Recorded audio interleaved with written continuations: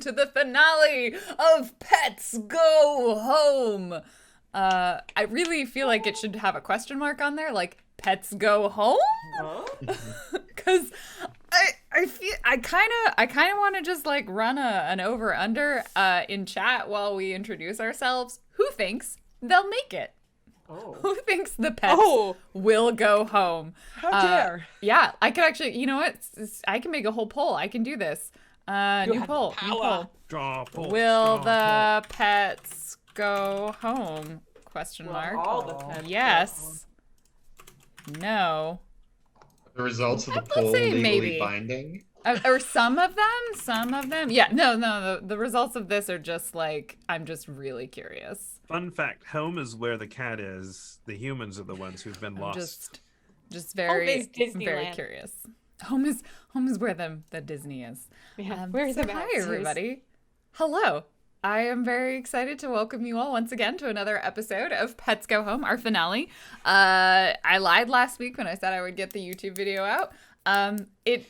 It got about 47% of the way there, and then I needed to stream on Tuesday, and then I forgot about it until Monday. So, anyway, it's fine. It was still available on VOD, so you could have watched it anyway.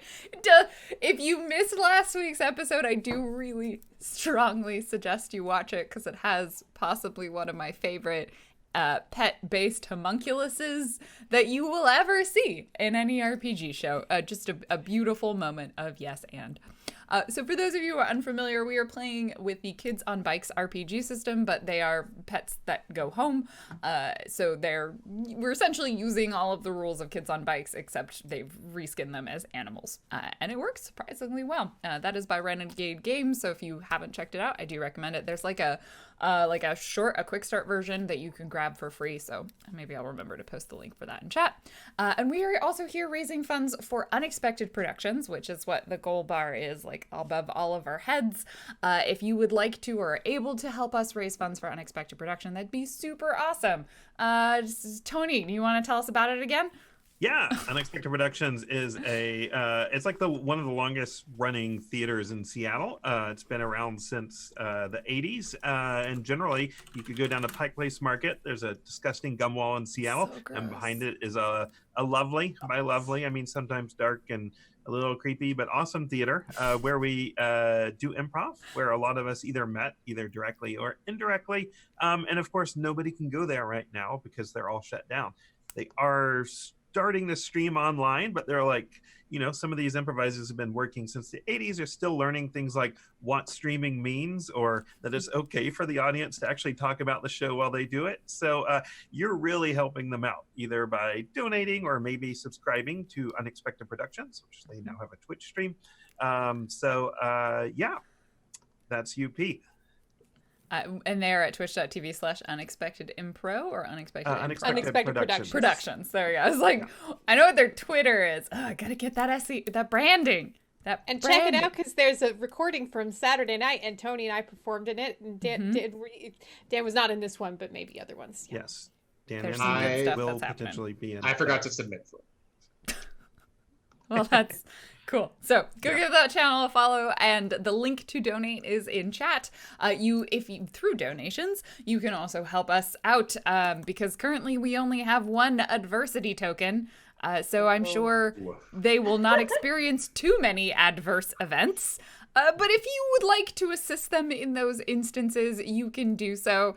All you need to do is donate, and we will add another diversity.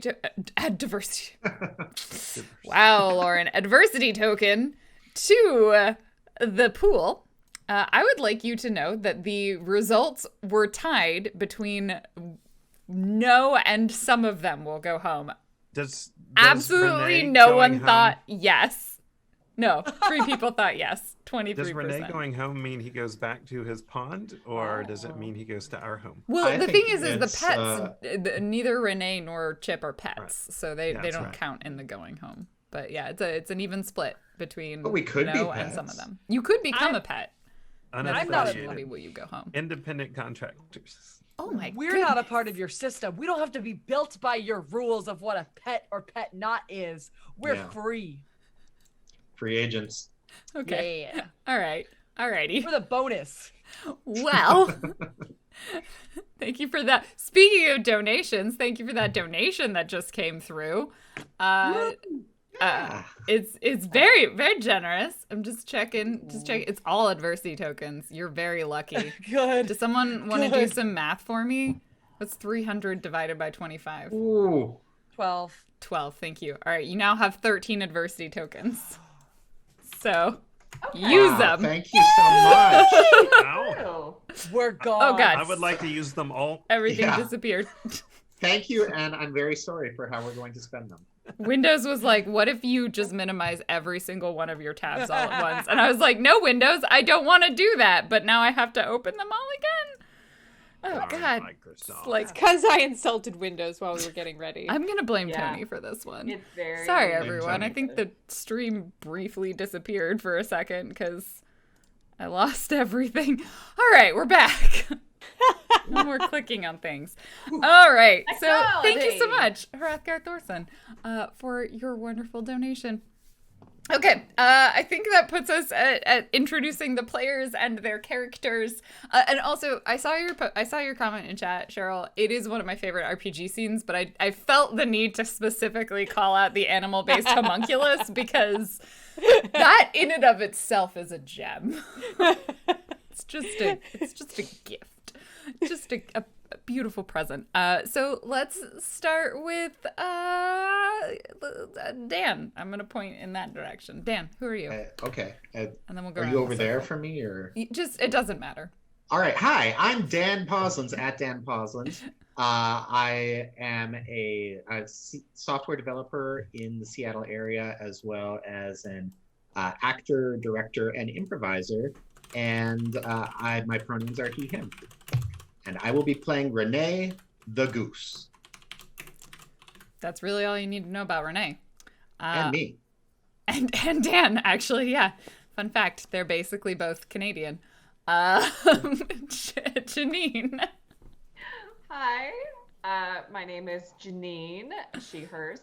I am a fundraiser and also a local actress and director, producer in the Seattle area.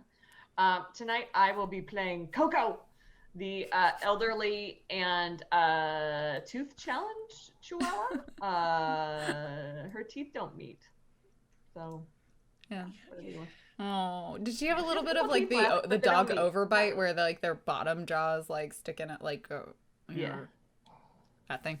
Yeah, she's so cute. I think it makes her look thoughtful. Oh, bless. All right. That would put us at Cheryl. Hi, everybody. My name is Cheryl Platts. I am Muppet Aphrodite on Twitter and Twitch and TikTok and all of the things. My pronouns are she, her, and I am playing Cheeky, a pugilistic bunny whose pronouns are they, them. I noticed that you were doing Muppets on TikTok, and I, up until this point, have not had a reason to join TikTok. But I just have so you know, some good videos queued up for this week. I feel like them. TikTok needs to like actually let my friends be. I don't know how to find my friends. Like I literally didn't know you were doing this. So. Well, clearly you don't pay enough attention to her to know. Kidding. All right, Tony. Speaking of which, I guess I only follow 5 of her different communication channels. That's fair. That's fair. It's probably lost between some Pikachu posts. Right. I'm Tiny Beeman on like just about everything. Twitter, which I occasionally post to, Instagram a little more. And you more likely find me these days at Unexpected Productions. He, him, or them, they. And I play Phantom, who the humans are his pet more than he's a pet, but he is a Korat cat, and he's probably starved to death by now. probably it's been a whole week. And last but certainly not least, the smallest of the characters, but not the smallest of the players. I don't actually know. We haven't tested check 5'8". heights. You Claudia. can't throw me. Hi, I'm Claudia, but on like a Twitch and challenge. Twitter, and I go by Jackie Dash, Jakidash. Lovely. Lovely. My own pronouns are she, her, and so are my characters. Chip, a small mouth with big dreams of Big Aw. Mouse City, and those dreams are now true in the happiest place on earth. You know, on a broken float. Yeah. Yep. All right. That is all of our characters. I'm Random Tuesday. This is my channel, so you probably know who I am, but I will be the GM for this. I do also want to announce, because we know this is the last episode of Pets Go Home, but this is not the last time you will see us. We will be returning on, not next week, but the week after, I haven't actually checked what date that is, to play Aegon, which is a game about Greek myth, or Greek myth inspired by Evil Hat. So stay tuned for that. We'll have more cool stuff. Monday, May 18th. Monday, thank you, Yeah. May 18th. And we will be supporting a new charity. Which will be much glory. a different artistic theater, as opposed to the non-artistic theaters. Right. And I won't be GMing. That's the only thing I'll tell you. That's it. So stay tuned for that. And with that, The red god comes to Earth. A mere mortal now. or demigod. Let's not like No, it's like one of those. You're thrown off of Olympus, but you still got some powers. Exactly. Thank you. All right. So let us remind ourselves of some of the key events that happened last time. The pets, they were on their way home. They had been stranded near the wilderness. They had basically hitchhiked their way into Anaheim, specifically seeking out Big Mouse City, which we have now learned is, in fact, Disneyland. In case you hadn't figured that out, it's Disneyland. And they made their way into the park at Disneyland. There was some adventures in crossing the road. It was difficult, but, after many trials and tribulations, they dug under a fence, made it in there, and ran into a colony of rats that live in Disneyland, where they learned about something known as the Accords. The Accords. Which appears to be some sort of animal agreement between three major factions at Disneyland: the crows, the rats, and the rabbits, or the bunnies. And they negotiated their way out of it because, obviously they have a bird and a bunny with them. And so the rats were a little suspicious that, in fact, they had, violated the Accords or were like spies or something. But they negotiated their way through. They got the assistance of the rats. And they learned about the parade. I don't remember. Yeah, I think the rats told you about the parade because that is where the biggest mouse is. The biggest mouse is always in the parade. And that's what Phantom is hoping to achieve, is to find, and didn't mention this part to the rats, but to find and consume the biggest mouse. And obviously Chip also wanted to encounter the biggest mouse. Tony is demonstrating what then transpired, which is that they had to stealth their way through the crowds, and in order to do that, they assembled a homunculus of sorts, a collection of, at the base is an R2 unit that they stole from a child, being driven by Chip the mouse. Sitting on top of the R2 unit is Renee the goose with a lightsaber that he stole from a slightly older child. Seated on top is Coco the Chihuahua with a pair of stunner shades on and a scarf sort of wrapping around them, connecting them to Phantom the cat. I will also point out the scarf, I believe, was stolen from a child, as was the stunner shades was stolen from a store. Yes. Then we have Chip, who is, there to troubleshoot but also seated on top to help make the head. Cheeky, sorry, not Chip. To make the head larger and more animated because, it turns out a Chihuahua has a pretty small face. And they are, of course, assembled all of that over with a Jedi robe, which was definitely also stolen from a child. See, So- an adolescent. An adolescent, sorry. We needed a big enough one. Yeah. I don't think anything was stolen from an adult. I don't remember. We got some. Wait, did we get the credit cards? Because I know we tried. Renee tried to steal a wallet but failed. And threw it into traffic instead. Yeah. Yeah. And then also tried to steal credit cards and failed. I feel like Renee Yeah, did no, not steal money successfully at any point. Anyway, they assembled this homunculus. They made their way shambling in this creature towards the parade. And then they saw it. They got to the parade and they saw the parade. And on one of the floats, there was, in fact, the biggest mouse, Mickey Mouse. There were two big mice, actually. It was also Minnie Mouse. And in that moment, several things happened.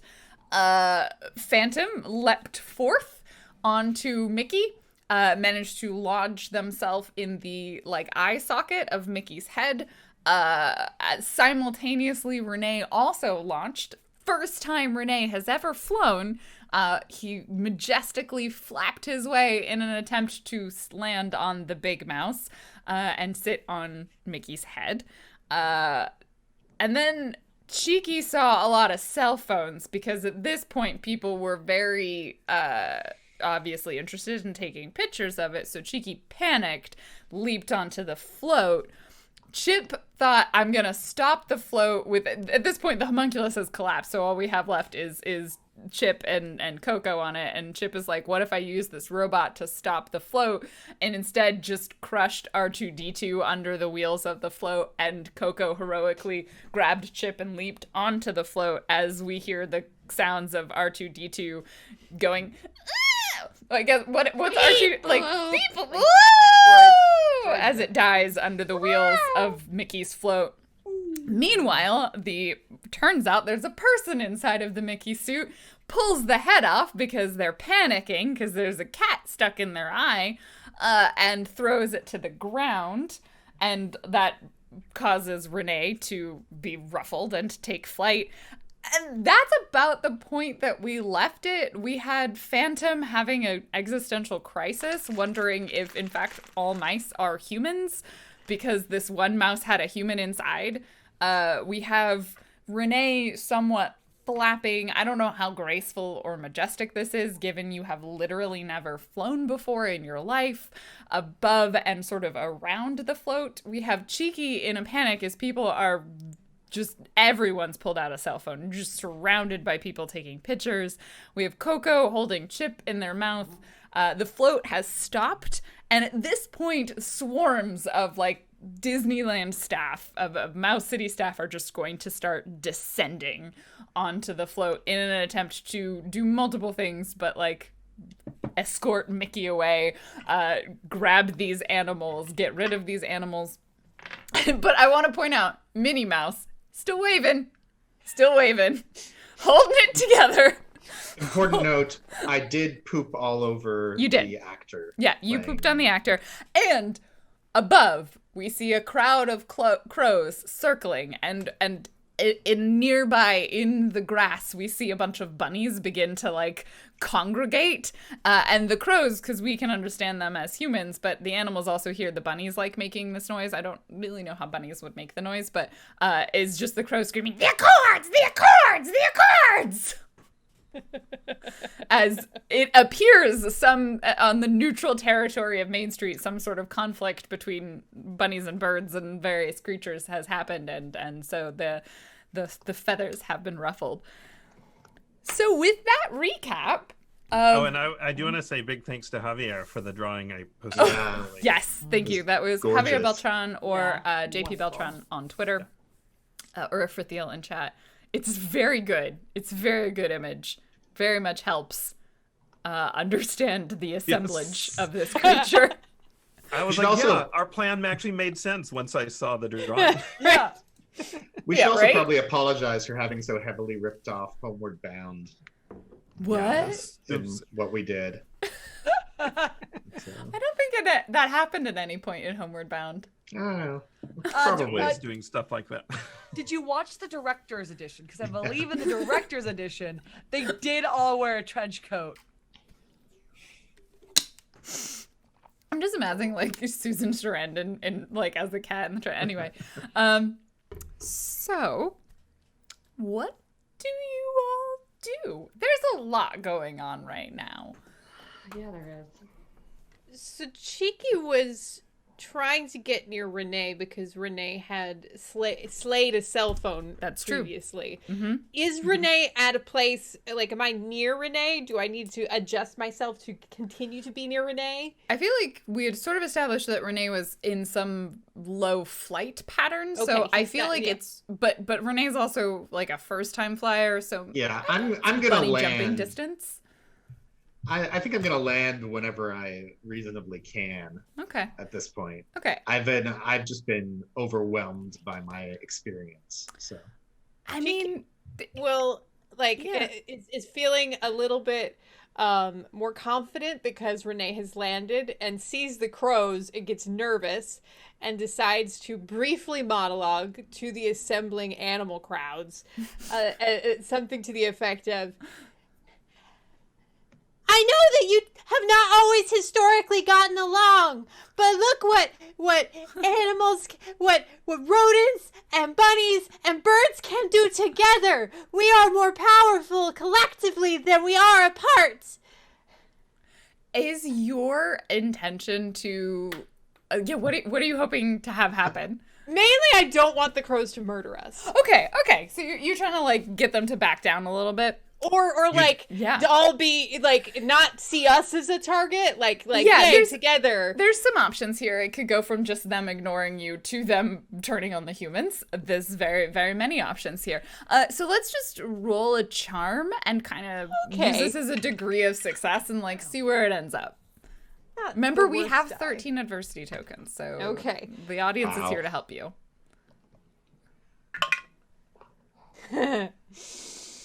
Not my best roll. Got a 3. Okay. So I would say with the 3, I think the bunnies hear you, but I don't know if the crows do, right? Like the bunnies see one of their own speaking to them, and they're like, "Oh, the accords, yes. Oh, I see. This is what it looks like when animals get along and work together." And you see like this murmuring as like the bunnies begin hopping out and listening, but the crows are like too high up. They can't hear you, I think is what it is. Maybe if you got closer to them, they could hear you. But as they sort of swirl around and we see like this darkening sky begin to like blot out the sun as this conglomerate, what do we call a murder? That's right. That's what they're called, of crows begins to Conglomerate coalesce makes in the them sky. sound like they're business crows. They're business crows. Do crows have tiny people in them? Can I kill crows? What if crows are people too? Phantom, at any point do you try and get out of Mickey's head? No, I like just reviewing all the animals I've Okay. killed and wondering if they're actually people. I'm just like slumped, hanging out with my head stuck in the hole. Like a dog in a cone. Yeah. You are Yeah, that's 100% what it is, except the cone is Mickey's head. But Yeah. cats can get out of things easier than dogs. Yeah, but I think the thing is Phantom's not trying. Yeah. Despite all my moans, I am still just a cat in a cone. Oh dear.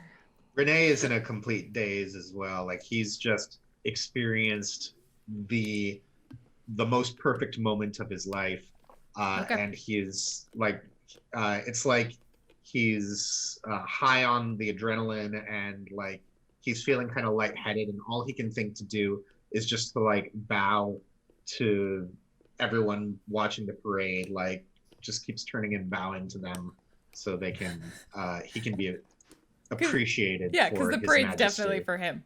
No, probably.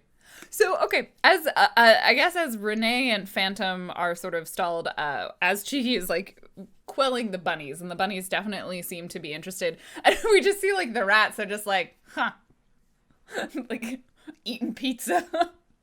And they've sort of dragged it all the dragged way with here. them. Yeah, like so the rats and the bunnies seem okay, but the crows are all worked up. They're in a bit of a frenzy. You also will see many humans like they sort of are all wearing like the same clothing because they're or variations of the same clothing as they begin to like push the crowds back and start like corralling people away from this float, and then some of them begin to make their way onto the float, and at least 2 of them are headed towards where Mickey is and where Phantom is in Mickey's head. and probably a few others are like they're circling around. So there's also a lot of humans approaching. Does anyone do anything? Coco, Chip. Oh, go ahead. No. I was be like, you're the body. I'm just in the mouth. You are my submarine. I mean, I guess my main question is, if Minnie is like responding to my like cute face begging. Oh, I didn't remember you were doing that. Yeah. Okay. Did we roll for it? I don't remember. give me- I don't think give me so. a I think charm. it was just like an ending, like I was. Yeah, you're like, and now, Minnie. Yeah, She looks like she's in charge. she's a professional, so I feel like this isn't super easy. So let's make this an 8 for a charm. I would like to help. You by- totally can. You'll just need a We'll Yeah. let's wait until the roll happens. Yeah. I got a 6. A 6, okay. Well, if 2 people help, well, you could spend an adversity token, and Chip can help, and then you would have your 8. So, Oh. do we Yeah. want to do That that? sounds wanna like a do good that? deal. Okay. I Chip, think how do you help? so. I think I'm going to act like Le Dead. So it's like, oh no, this big dog conquered the mouse trying to help the situation. So like, you know how, Yeah. So it turns out that the actor inside of Minnie is also like a vegan and was really like worried about the fate of this mouse, and so like completely breaks out of character. It's like, oh my goodness, and like bends down and like tries to get the mouse out of Coco's mouth, but there's also like, oh, but you're so cute. You probably just found them. You didn't mean to hurt them. Except all of you hear is just whoa whoa whoa whoa whoa whoa whoa whoa whoa whoa whoa whoa. Yeah, and I'm like, ma'am, I don't know how the mouse came here, but I am trying to. you know how there's those snakes that when you turn them over, they keep laying belly up to be like, Yeah. I'm dead, blah. Yeah. Blah. That's what Chip is doing. Whenever she like pokes, it's like, oh no, I'm dead. Why do you turn snakes over, Claudia? No, it's a gift, Tony. They exist now on the internet. There is a type of snake that does that. And then when they're all born, when they all hatch, because they've never like seen a human before, they're like, oh no! And so they'll like flip over and play dead. So you just have like a whole clutch of snakes. I feel just like that's less dramatic with a snake because it's like, oh, there's this side of me. I'm gonna flip over to the other side of me that looks exactly the same. They got soft underbellies. They do. They're Yeah. cozy. That's true. It's like a dragon. That's where you stab. All right. So you were playing dead. I think what happens is like they get you the Minnie gets Chip out of Coco's mouth, and then it's like, oh mama, and then looks at your collar and sees that like you belong to a person. I do. And like scoops you up because you're a small dog, but like holding you quite carefully, and like looks around and is doing the whoa, whoa, whoa, whoa. And I think at that point they sort of realize like they can't address the crowd. But we see like a couple of the assistants come up, and there's like a conversation exchange between them, like and they hand you to one of those people. Coco. Like a person. They're in the uniform. I don't know if that means anything to you. Like we as the audience can see that they're Disneyland staff. Like professional looking. Yeah. Oh, They're no. you know like Oh, they're no. probably the people in like the white shirts. They've got like a little headset on. Khaki pants. Dear. Oh. Well, I'm just trying to figure out if this would trigger some of her PTSD. Yeah. That's up to you to decide. They're being Probably quite like not they're being yet, if careful they're and just- like they're not like If they're just carrying her jostling around, you or anything, but yeah, she's Yeah. probably okay. okay. For the moment. For the moment. Chip, Yeah. you are probably like I think at that point, unless you've moved, Minnie will like go down and like nudge you and see if you're still alive. I think as soon as like the handoffs happened, I think when attention's not being on Chip, I think Chip's natural instincts will kick in to like go under something very small. I'm assuming there's I've been on things that have been built. There's little holes and Yeah. Yeah, you could probably find a hole and like get inside the float. I mean, you could like climb up like Minnie's leg if you wanted to or something. I don't know. I don't think that's necessary. Or like because you see someone you see Minnie has handed Coco to other people and they're holding Coco. I think I will try to follow at a like close enough, but not hoping they don't see me. Just to They try probably to- have like little cuffed pants and you like hop in the cuff of their pants. I think they'll notice that if I get in the cuff of the pants. So I'm gonna go more stealth than just kind of Okay. like, because they have rats. Like mice exist, Okay. so Mice do Yeah. exist. That is a true Yeah. fact. All right, so Coco, you are being carried away. It's my preferred method of travel. Being carried. Yeah. Yeah, that's fair. And Chip, you are Oh, you are following behind as well. Phantom, a human. I don't know if this registers as a human, but like you feel something grab you, and then like begin to like pull you out of your Mickey head of shame. Does human have an animal inside of it? I want to find out. I need to know. Oh no! So I try to scratch into the human to see if there's Oh. an animal inside of it. Yeah, give me a fight. Give me a fight. You're trying to scratch the hands of a human. I will say you can't see them right now because you've got the cone head on, so it's a little bit harder to scratch them. So we'll say it's a 6. I rolled a 6. Okay. Oh. How much are you trying to hurt them? I just want to open them up and see what's inside of them. So, So- it's a surgical Yeah, scratch. so yes, cat scratch. It's not at all. You Yeah. just scratch them and they're like, ah! And I think at that point that's when like you feel like the hand on your scruff. And then like the like hold you down a little bit, but you smell blood. Like you definitely smell blood. And like they haven't gotten the Mickey head off of you yet. That's what they're trying to do. They're trying to like pull it off of you. Do you continue to fight them? Because they'll just leave the Mickey head on you if you do. As long as my scruff's being held, I immediately go into kitten mode and I just dangle limply. Like I have no other choice. So when you do that, they pop the Mickey head like it take the and you are freed. Mickey's head topples to the side. At this point, Mickey has been escorted I away with am like a blanket on. reborn like Athena from Zeus's head. And you're being like sort of held down a little bit by your scruff, and another like there's a human. They sort of come and they like pick you up, and I think, do you have a collar? Does Yes. Phantom? Okay, so they also do that, like look at your collar and they like look around, and they Do will... I see what's happened to my friends? Well, that's a good question. I think you're probably able to see like Renee and Cheeky, but I'm not sure you'd see what's happened with Coco and Chip because they're kind of like on the front of the float. Probably dead. I make this noise.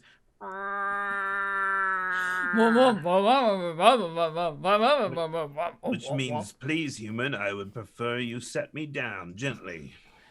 I think they do the Renee, exact Renee, it sounds like opposite. Phantom's in trouble. So I start to come out of my whole halcyon daze and Yeah, there are people swarming you. swarming how? There are humans coming towards you, and I Like, feel like they've probably got to like worship me, or they have like I'm trying to think what they would have in their hands that they'd have like some sort of A garden, broom? like a broom maybe. Yeah, I feel like they're coming towards you with brooms. oh, I know the brooms. I know what that means. Yeah. So when I see that, I'm going to have a moment of just sort of disdain for their lack of appreciation of the wondrous being that I am. But I'm also going to sort of look and take stock of what's going on, and I'll say, it is time for us to get you pets home. Where is the dog? He went that way. And where is the mouse? He went that way. And I can hear the cat. Yeah, I don't think Uh, anyone's noticed Chip, like, or not Chip, sorry, Cheeky. You were like a small bunny, and you probably blend in a fair amount. You also didn't cause any dramatic chaos or raise the attention of a human. So I feel like no one is coming near you. Renee, you've got two humans like coming at you with brooms, and Phantom, you can see like on top of the float, like a person trying to like scoop up the cat, doing the exact opposite of what Phantom wants, and like pick you up while holding on to your scruff. So are they still holding my scruff, or are they now picking me up? They are picking you up. If they pick me up and I'm not scruffed anymore and I see brooms, then I'm definitely going to just slash at everything until I can get away from the broom. Brooms are terrible. There are no brooms coming near you. You Okay. just see brooms going near Renee. I'm still going to scratch them. Yeah, I haven't that's found totally out if fair. there's All right. animals inside. So, Renee, what are you doing? I'm going to attempt to like just sort of get out of the immediate vicinity of all of these people. How in danger does it look like Phantom is from like where I am? Is he like actively clawing to get free? I mean, that's what it looks like Phantom is doing. Okay, so I'm probably, well, first thing I'll do is I'm going to just go over and honk at the person that's holding Phantom. Just an attempt to intimidate them. The people with brooms are going to try and stop you. Oh, then I'm going to grab a broom. All right. All right. Let's do it. I'm going to attempt to disarm. I think this is a brawn. All right. We'll say it's a 10. I rolled exactly a 10. Exactly a 10. So, you grab a broom. What happens? So the broom's coming at me. I'm going to assume that the person wielding the broom isn't familiar with just how quickly I can lunge at like. Oh yeah, definitely not. The stock of it. Mm-hmm. And so I think there'll be like a brief tug of war, and then I can just like yank it away from them.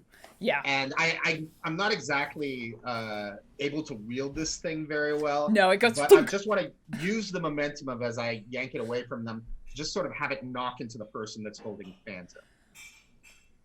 I'm not sure. Where did you land? Did you land on the top of the float near Phantom? I landed like just where Mickey was. Was that your basically where goal? Mickey Okay. was. Okay. Cool. Then, in which case, you are near Phantom. I think the finesse part is a little bit harder to use the momentum to try and like knock the person. Like you definitely have the broom, but let's see how well you can. To be clear, I'm not going for any like elegant ninja moves here. Yeah, I just am chucking it in their direction. Oh, I want to see how well a goose can throw a broom. Sure. What would you? I feel like this is a brains. Oh, okay. Here we go. It's probably also a 10. Well, I rolled a 3. So, I feel like there's a few options here. Which, one of them is one that I like. Okay. I think what happens. Please.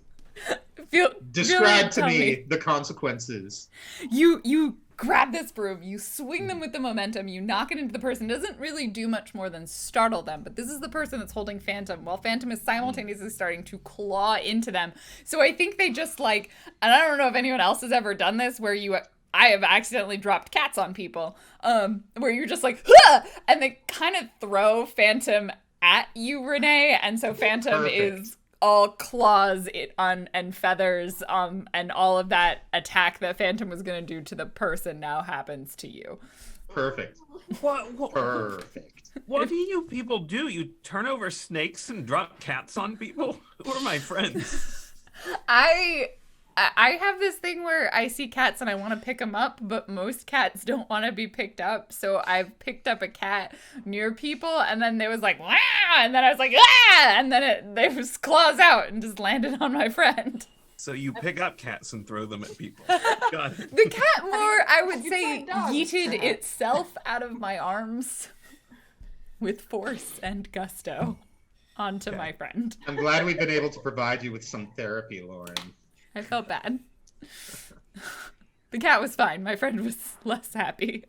Claw. Renee, are you So do we- okay? Well, that's a good question. How do we resolve the? Well, I feel like you rolled a 3, but we know that Phantom was going to attempt to attack. So let's see how intense Phantom's attack was. So just go ahead and roll me a fight. Fight. I rolled a 4. Okay. I'm That's not the worst. I feel like I would imagine this is more of like an unbalancing. So I think like the two of you like topple off the top platform, and less like that you get attacked and maimed by a cat. Can we like roll together? Yeah. You Oh know, yeah, yeah. and It's like it's fur, feathers, and you probably land like right next to where Cheeky is. Is the broom in the roll as well? No, Okay. the broom is like on the Phantom other has side. to attack the broom if he's anywhere near it. So No. glad we- Renee, we're outnumbered. We need those crows to help us.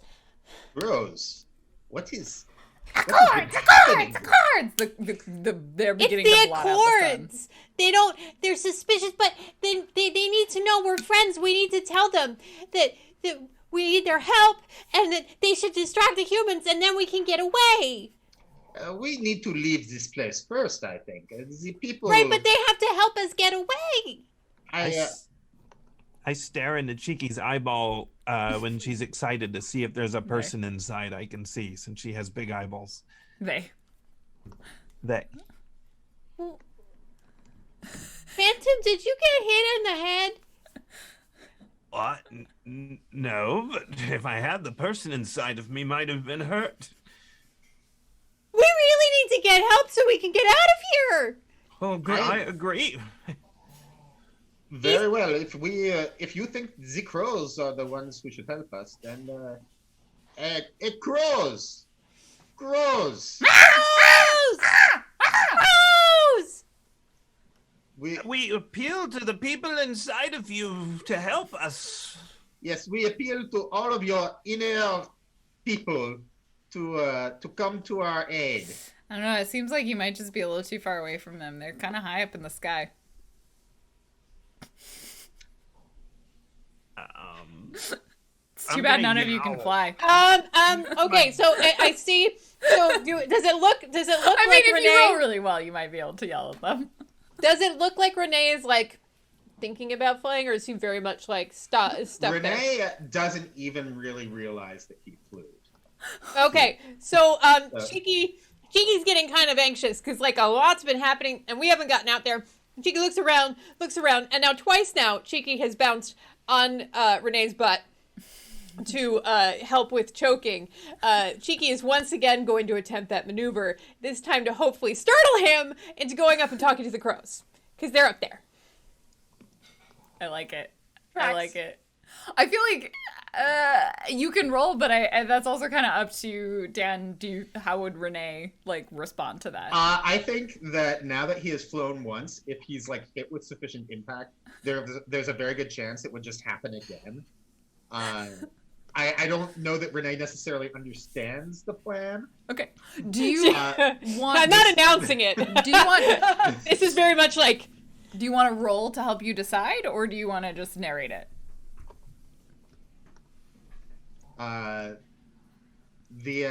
Let's roll. Sure. Okay. It sounds like a fight then for how- Cheeky. so. Yeah, do I how roll hard- or Yeah. Yeah, like I want to know, I guess, how hard your. What'd you get? I got a 3 Okay. on a 20-sided die. Oh. Oh no, I get a 4 because I have +1, so I got a 4. A 4. Ah. Okay. Okay. And would you say this is protecting my friends, even though I'm also jumping on one of my friends? I mean, it's definitely. Yeah, you're Protected. protecting them from the crows. Because I do Sure. have that protective ability, which does give me +3, so that would put us at 7. 7. There you go. You got a 7 to the butt, Renee. How How do you feel about that? So yeah, that's pretty forceful. I have an assisting action before you resolve this. Oren. Oh God, help us All right. I know crows well enough to know they like shiny objects. They do. So as he is hurled in the air, I just want to reach out and try to flip the clasp of his watch open hoping that it will fly into the air, because you're still wearing a watch around your neck, right? No, I think you took it off. I actually threw it to the crowd. Yeah. Oh, okay. Yeah. That's Oh, right. and then never mind. I merely watch with an amused expression. So hoping a Cheeky person- looks around and is super like anxious about everything. Looks up the crows. The yelling didn't work. And Renee's not flying, and Cheeky's confused. So Cheeky just decides to bounce and lands directly on Renee's butt. Do you plan to stay there as Renee No. takes flight? Can I? I mean, I'm not gonna say no. I mean, I'm torn because, like, I don't know how smart Cheeky would be about, like, does that impede his ability to fly? And I'm not the Probably. tiniest bunny. I think I'm just gonna try to land. I think it's too Like a boom, too boom. much for Cheeky to, like, picture themselves as Pikachu on Charizard's back. It's just not, yeah. Ah, I want that, but I just don't think that Cheeky's planning that. That's So I'd say it's kind of like, giving a pillow a good solid punch. And you just hear like a come from Renee. And he's like just sort of vaulted forward. And as that happens, he like instinctively spreads his wings. Mhm. And they start flapping and he takes off. And he doesn't even realize first exactly what's happening, and all the wind is rushing in his face. But suddenly he's up there and on the same level as the crows. They begin to swirl and like flurry around you. There's a lot of turbulence and air shifting. There's a lot of cawing. It's very loud. They're all just saying the same word over and over again. But you are in the midst of them. Hello. I am Renee. Do you know how my friends might be able to get home? And then like a crow probably like levels near you as you are lumbering, flapping, and they're sort of diving, swirling around you. They're your friends?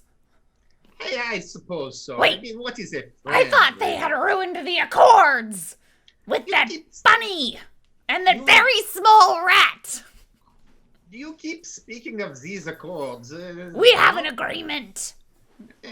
What agreement? Who needs agreements? You just take whatever it is you want. If we did, Oh no. Oh, God. you're right. You're right. We should just take whatever we want. Screw the Accords. I'm glad I could be helpful. Now maybe you would help me in return by helping my friends down there. We need extraction. And I think at that point, it like they stopped listening to you.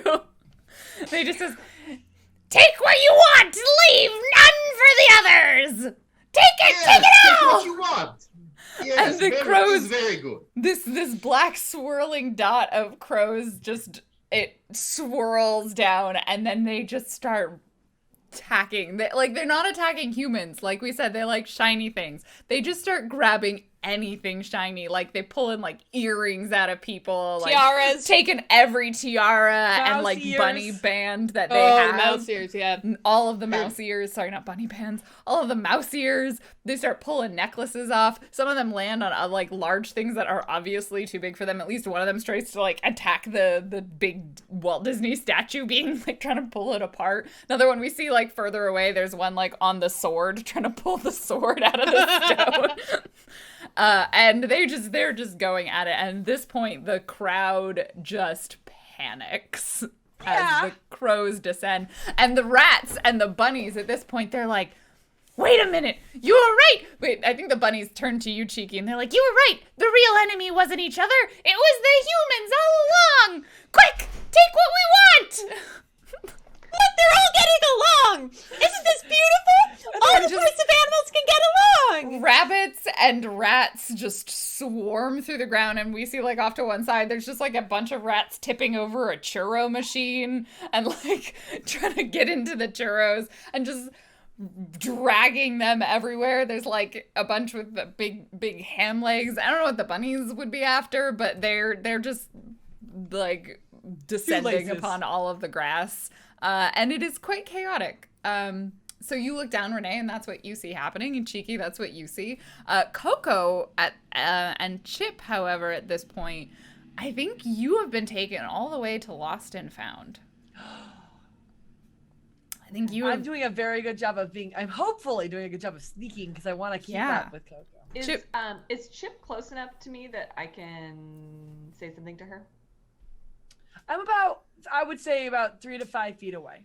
Okay. I'm there might be like times where I'm closer if there's like a bench to hide under or a garbage can, but I'm not going to be like walking behind. And are we still in on the park proper? Yeah, or- yeah. So I think you're at like the front near the entrance. It's like Main Street, which is where the Lost and Found area is. Okay. Yeah, I mean, Coco's gonna look for signs that this is going wrong. You are being so- taken into a building by a person. Very pretty Too much history. Yeah, I think Coco's gonna start getting really anxious. And like as you do that, they're like whoa, whoa, whoa, whoa, whoa, whoa, but they try and like say like comforting, soothing sounds, noises. Like, Coco, who's a thinks good dog? back Who's a good to dog? The last time she was in the shelter system, which was not the worst time, but she thinks back to like her last shelter experience, and she's just, she's 13 years old, and she's been with this family for a bit, and she really likes them, and she just, I think, has a moment where she's like, you know what? I'm too old to do this again. I'm not being placed with another family. This is it. And so she looks at the human carrying her. Who's a good dog? Who's a good dog? Yep. That's all you understand. Yep. And she waits a little bit, and then she sneezes in their face. Ah! Is like your full goal on full body sneeze, like just like sprays as much as she can. Okay. Is your goal to get them to like startle drop you? Yeah. At her Okay. age? At what? At her age, At yes. Coco's age? She's like, screw this, I'm getting out of here. Yeah. I mean, I think this is a charm to successfully fake sneeze or real sneeze at them. The thing is, small dog sneezing is pretty adorable. It is, yeah, and that's the thing is like getting them to like be startled and drop you is gonna be kind of hard. Oh, yeah, and I didn't say it was a good plan. Yeah, I think But- this is probably like a 12. To like so forcefully sneeze that they drop you. Yeah, so I got a 2. Should have used your other end. Yeah. Yeah. My experience. I That's the think better- that they're just, it's like the cutest little sneeze. Yeah, I think she means it to be this like big dramatic thing, and it comes out like, It's like, oh, they just and then like Coco's like, no! pet you even more, and then they Why? take you into the building. I would like to flight my way in, if that's okay. You are After a them. tiny mouse in a large world of humans, but I think you're right. You probably need to sneak in before the door closes. Yeah. So you can get I can't inside. open doors. Yeah, you can't Not open the yet. door. You can follow just fine and not get seen. So let's see if you can quickly enough as they like open the door. We see like the door like beginning to close. We'll say this is a 6 Is it flight? for flight. Yeah, Okay, cool. I roll a d12 and I get a +1 for being a child. you are a child, flight a little child. I got 6, well, 5 + 1, so 6 exactly. It's like the door's like your tail almost gets stuck. But Is no. it one of those I had to pull my tail behind me? Almost, yeah. You're like, huh! You get to carry it with you. And you slip inside, and you are now inside the building. And Coco, you're going to be taken to, like, presumably they have, like, a back room, like a storage room section where Yeah, they and actually probably keep the things that it are lost doesn't- and found. Yeah. And they I'm probably guessing- do have things for dogs or Yeah. animals, just and in I'm guessing case. Coco's like, okay, it's not a shelter, but It's Isn't still a there- building. Kid room? Like where they lost kids? Like when they put... Yeah, they probably have a place where kids wait, but they probably do have something for like, I don't know, some like an animal of some kind or service animal or something. Yeah. Little that- kennel kind of thing. Yeah, maybe? yeah. So Oh, you get no. yeah. So they have a Oh. couple of little kennels and they like open one up and they're like geese and they put you in there and then someone like brings you a I little think she bowl of just like does food. the, like and just like starts like crying. Like, sir, no, please, sir, do not. And they, I've like, been a bad dog. try and pet you, try and console you. They give you a treat, little dog I biscuit. spit it out. Defiance. No, Do she's you just think upset. there is a phone number on your collar? Yeah. Okay. Cool.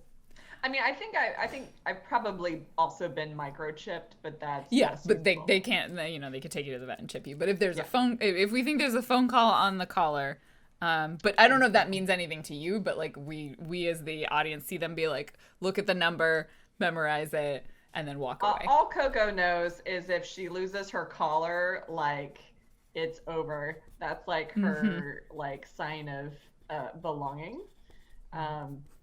So yeah, it's real bad. Okay. Chip, you can follow the sound of Coco. I'm just gonna try to get close. If there's a human in the room, I know I won't like spring, but like if I can get underneath the table, underneath Coco. I mean, I think at some point they probably leave Coco, and there isn't another human in the room. But you know what? There's probably another dog. Oh, please give me an accent for that dog. Where's this dog from? I think England. England. Ew, they're bringing more riffraff in. I see. Indeed. You got don't some need tips to on your yell British accent, so Lauren. loud. Coco, are you okay? I'm a bad dog. No, I'm a bad no, dog. no, I'm in a no, bad place. I think like Chip just grabs the tail and sits down. It's like, you're not a bad dog. We're gonna get you home. We lived the dream and we made this place for the better. And now we're gonna figure this out. And I assume that would be the cut. Yeah. Meanwhile, hard cut outside, swirling crows, rampant bunnies and rats. And Just Phantom, pure chaos. Can Phantom have a moment? I think Phantom is now the oldest animal left, and Yeah. I think he finally like gets it together a little bit. And he wants to give an inspiring speech to Renee and Cheeky to kind of get them in gear that we need to go find Coco and Chip. All right, give us the inspiring speech. This is what's going to lead us out to our first break. This is after I've crash landed. Friends, it doesn't matter our size. It's people laugh, there are tears, people have hopes, it's a world of fears. There is so much that we share, and it's time that we're aware. It's a small world after all. In the background, we just hear. It's like some rat destroys We know where the lost and speaker. found is. Our small friends are surely there, and it can't be too far. It is a small world after all. And that's where we'll take our first break. I hope that song haunts your nightmares now. Thank you so much, everybody. I have two donations. Firstly, thank you to Hrothgar for your donation, $300. Thank you so much. And secondly, from Dema with another 2 adversity tokens. I'm so happy to see this group back together. Thank you for this. It's been a true treasure of the internet. Even if the pets don't go home tonight, they'll still have a place in all our hearts. Aww. Oh, so sweet. Thank you so much. We're going to take a quick break. You should do the same. Go stretch, go take care of yourselves, and then we will be right back to whatever's going on. Whatever this is. All right. We'll see you in a second. Hello, and welcome back. We return to chaos I think is the best way to describe what is current and actively happening on the pets go home, the journey in which the pets are going home. Are they? Hello. Yeah, that's the question. That is the true question. Thank you so much, everybody, for being here, for sticking with us. I hope you had a wonderful break and found it delightful and refreshing. And we left off with a mass animal, just like not like an attack or anything, but like chaos. Really, the three major factions, the crows, the rats, and the bunnies of Disneyland. I don't know if you know this, but Disneyland exists in a turf war between these animals. They have, different territories, but Main Street is a no-go zone. They sort of have that as a neutral zone. But, after... It was. And now they've realized their true enemy was not each other, but the humans all along. And so the crows are trying to steal the shiny things. The rats are trying to steal the food. And as someone pointed out earlier that the rabbits probably got into the Dole Whip and are now on like a sugar high, among other things. So we have these animals swarming around on the remnants of the float. Probably like at this point the humans have like regathered themselves together and are trying to like get the goose off of the float and like go after the cat. But there's a lot of other stuff going on, so they're also a little preoccupied. We have Phantom delivering a stirring speech to Cheeky and Renee, while meanwhile at Lost and Found we have Coco in a pen and Chip offering her some moral support that she's not in fact a bad dog. But let's cut back to just after Phantom's stirring speech about how it's a small world after all. Point of order, how convincing is the speech? Because Cheeky is a teenager and has resistance against persuasion from adults. Yeah, that's very fair. Give you my charm check. All right, roll your charm. It is a 16. Okay, Wow. that's convincing enough. That's Pretty good. enough. Maybe it took a little bit of time to like get there. And you're like, I don't know. And then by the third line of the song, it was convincing. To be clear, I was just gonna say I don't think we're on the float anymore because we rolled off of it. we rolled off of it. You rolled and then off of it. That's right. You're on the and then I ground took next. to the sky and crash landed. I don't think I would have come back down. That's fair. On the float, That's totally fair. per se.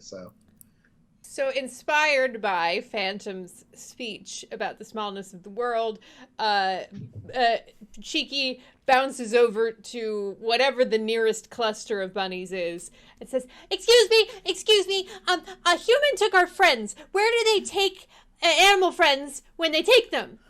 It's like Bunny turns around, just covered in Dole Whip, like and sugar, like yes, that way. Lost and found. The found things, the found and the lost. They go there.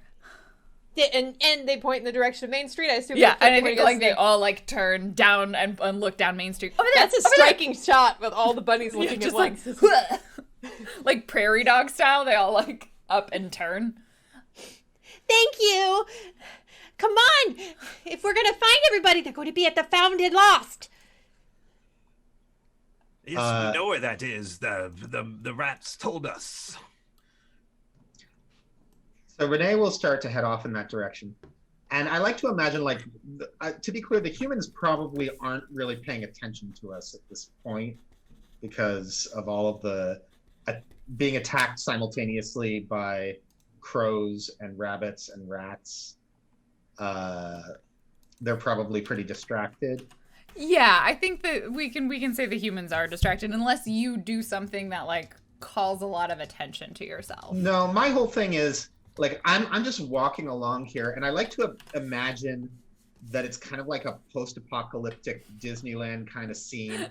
I don't know how exactly, but maybe like the sun is, at a place in the sky where everything is sort of lit kind of orange and red. It's like getting to dusk. It's like yeah. And like I'm just walking along, observing all of this and saying, I did this. I am a good person. You're a person. I knew it. You've got a person inside of you. I think we all have a person inside of us. You knew this all along? I didn't. I had to find out from all of you. If we have people inside us, why do the people stop us from eating people food? I think you are all being too literal. I'm Let never us gonna... find your friends and get all of you home. And I feel like they're walking, and it's just like behind them is the crow, like a crow and a rat, like fighting over a piece of pizza. And there's just like more diving animals. There's like humans like running and screaming. Some reason someone's on fire, and we don't know why. Minimal fire, safe fire. Safe fire, safe fire. It seems Magic like fire like a yeah. traveling magic show that just went bad. It just went. We see believe like I was- Goofy like tussling with a bunch of bunnies. They're like mobbing him. And we What said kind of animal is post-apocalyptic. that? Oh well, It's a big dog. strange animal. It looks very goofy. Ridiculous. You're right. Okay, so you head down Main Street. That's your goal. Yeah, wherever it took us to. the lost and found. As you follow the direction of the bunnies that point, I have a wonderful and beautiful suggestion from our generous donation from Soliloquy. So that will show up. Just like they named an NPC, and I'm like, oh, I have an idea. But meanwhile, let's go to the inside of the Lost and Found. All right. I would like to use my ability of I'm going to use my intuitive ability, which uses one hopeful group token, if the group agrees, to try to find something about the surroundings. Because yes, we do. I can get both the dogs out, but I can't get the door open. That's true. That's true. You have Right, you have the we're all very paws to small open. dogs. Mm-hmm. So I would like to use an intuitive to see a way out before I let the dog out, because maybe there needs to be some sort of plan. Okay. What do you think would be there to like help you open the door, or maybe keep the door open? Like, what are you sort of looking Is for? there a discarded security key card from a disgruntled employee that left previously? Is there like a whistle You know what? that's in the lost and found? You spend those 3 adversity tokens, and there will be a discarded key card, or maybe a set of keys that someone like left. Yeah. Excellent. I like the idea All of right. the key card. because Three I think adversity animals, tokens. we can Is that what pick it is? What? 3 adversity tokens. I believe it is. Yes. Okay. I'll just say yes because it's a big one. Well, we're down Good. to 17. No, that's the wrong way. Oh, we're back to a Shadowrun again. 217. No, we're at 17. 17 Oh my adversity goodness. tokens. Okay, I like to imagine it's on one of those, like, instead of being one of the stretchy things that you can click, it's on one of those like silly twisty bands that's all like a looping. And Like so the I ones think the sorority girls put around their arms. yes, I Mhm. think Like a snake that you turn over. yes, just like a snake you turn over. And I think Chip is gonna Couldn't like find you, noodle Biz. through it and then like just like hop like this, like a perhaps a lizard, and then try to get to the door and use my brains to unlock the door. All right. So I like the moment where you like jump up and it's on this sort of stretchy band and you grab it and just like like the thing stretches and then eventually pops off and like hits you slightly in the face. I'm sorry. I have to post this video this is very important that it gets seen by Tony in our. So there you go. All right. It's very important. Yeah, get it. You understand and hog no snakes. They're very cute. No, it's not the snake's behavior I'm questioning. It's you guys turning them over. It's not the turning over. It's like that. It's their panic response. So like your presence can make them like flip over and play dead. They turn themselves over. You don't turn them over. They're self turners. Yeah. So Chip, how do you like get up to the door and unlock it? Because that means I'm on the ground now. Well, And I need to. did you find the keys maybe on a table? Yeah, I thought I could get up to the table. So you're on the table. So how do you like get to there's got to be some acrobatics in here. I need the Chip Goldberg machine to know how this whole thing All right. functions All right. and operates. Do you want to roll first to see how this goes? Let's then do it. describe 'Cause it. I have Okay. a couple plans. Is this, Okay. What kind of check is this gonna be? This is brains, and I think it's probably a 9 to Okay. unlock the door with the keys. I have a D20, so I got a 2. So All right. I could tell you So- how I think it's gonna happen. Yeah, please if do. I may. Chip has never used a key card. Chip is from the forest.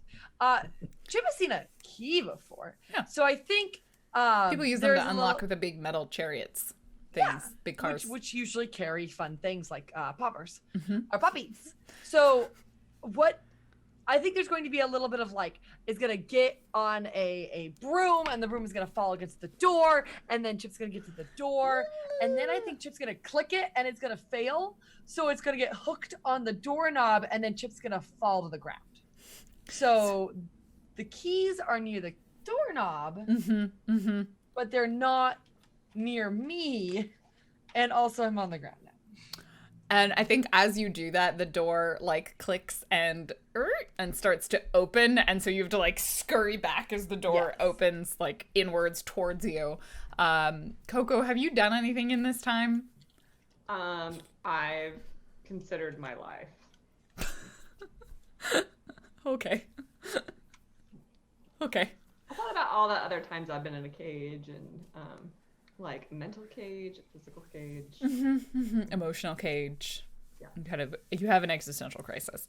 So the human walks back in, and goes up to the other dog that's in there, and whoa, whoa, whoa, whoa, whoa, whoa, whoa, whoa, and the other dog's just like, yes, take me away, get me out of here. I'm sure I will survive somehow. And just like completely useless. The person like scoops them up, puts them on the ground, and they're like, I don't want to walk. Oh, fine, I guess I will. And they sort of take them out of the room, and they do not return. You close the door behind them, or the door is going to close behind them. They're like, you have no idea what the human said. But they did say something to the dog. exterior door I came through. Yeah. So this is the one that leads to like the front area where the people would enter into the building. So you're in just like a little closet side room storage area. Yeah. The door Well, was opened. Do you want to do anything before it closes? It's Coco's in a. I think she's just very upset. She will timidly leave the cage, and she's kind of got her. Well, your tail- cage is still locked. It's just the door to the storage room is open. Unless someone helps you get out of your cage, or you try to get out of your cage. Well, I mean, I'm staying put. 'Cause I can't get myself out of my cage. Chip, do you try and help Coco out of the cage, or? I think so Chip just failed because the keys are now on the door, and I think Chip is like curled near the door, very small, with the tail curled forward, and is like whatever, like doubt. It's the first time Chip has failed. So we see this moment, and like, do we imagine that we see like, oh yeah, this is the perfect opportunity. The door is open. You know, they could run and escape, but the door just opens. Coco's having an existential crisis. Chip is experiencing failure for the first time, and the door opens, and then the other dog leaves, and then it just closes again. Maybe I am too small. And the two of you are just left in there. And there's a montage with that song. Yeah. So you had a bad day. Da da da da. Just like slowly zooms in on the two of Do them. you think like I say to Chip, you should just go. You should just leave me here. I'm an old dog, and you have your whole life ahead of you, and I've been real bad. I've been so very bad. You should get away while you can and go get yourself a Dole Whip. That can't be true. you put me in your mouth to save me. You've been so nice to the one with the longest ears. You've always been compassionate. Please only live for 2 years. I made mistakes that I can't take back ever. I broke one of the biggest rules for dogs is I bit a person. So you understand, I made mistakes that put me on this road, and I don't know if I can ever really get back.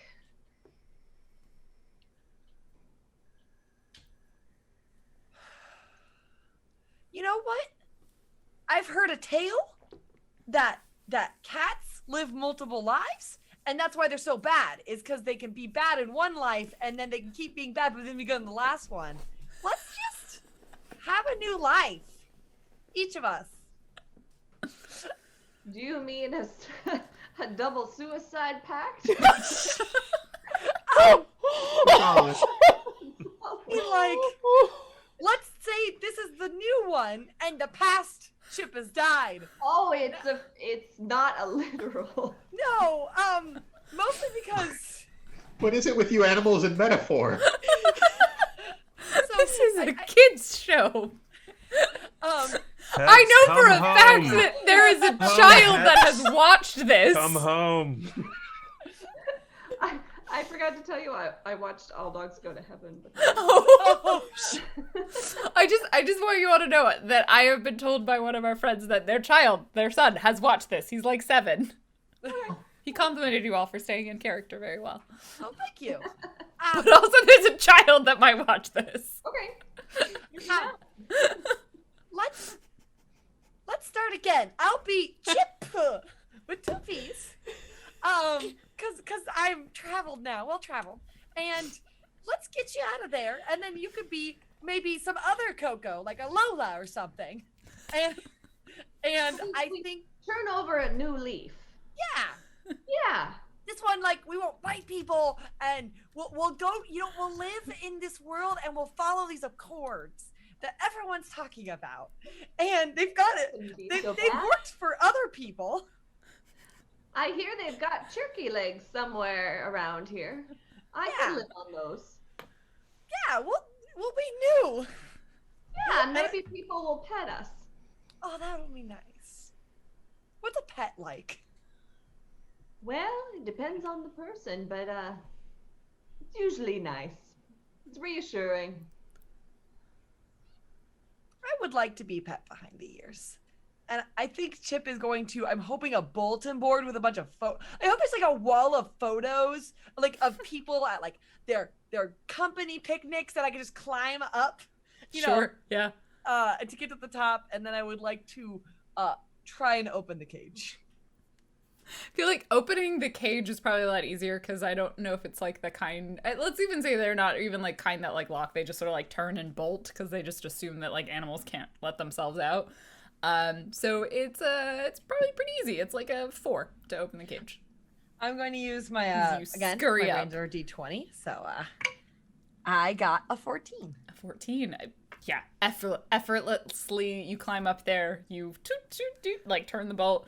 You experience the thrill of success, unlike the cruel, bitter taste of failure you had previously.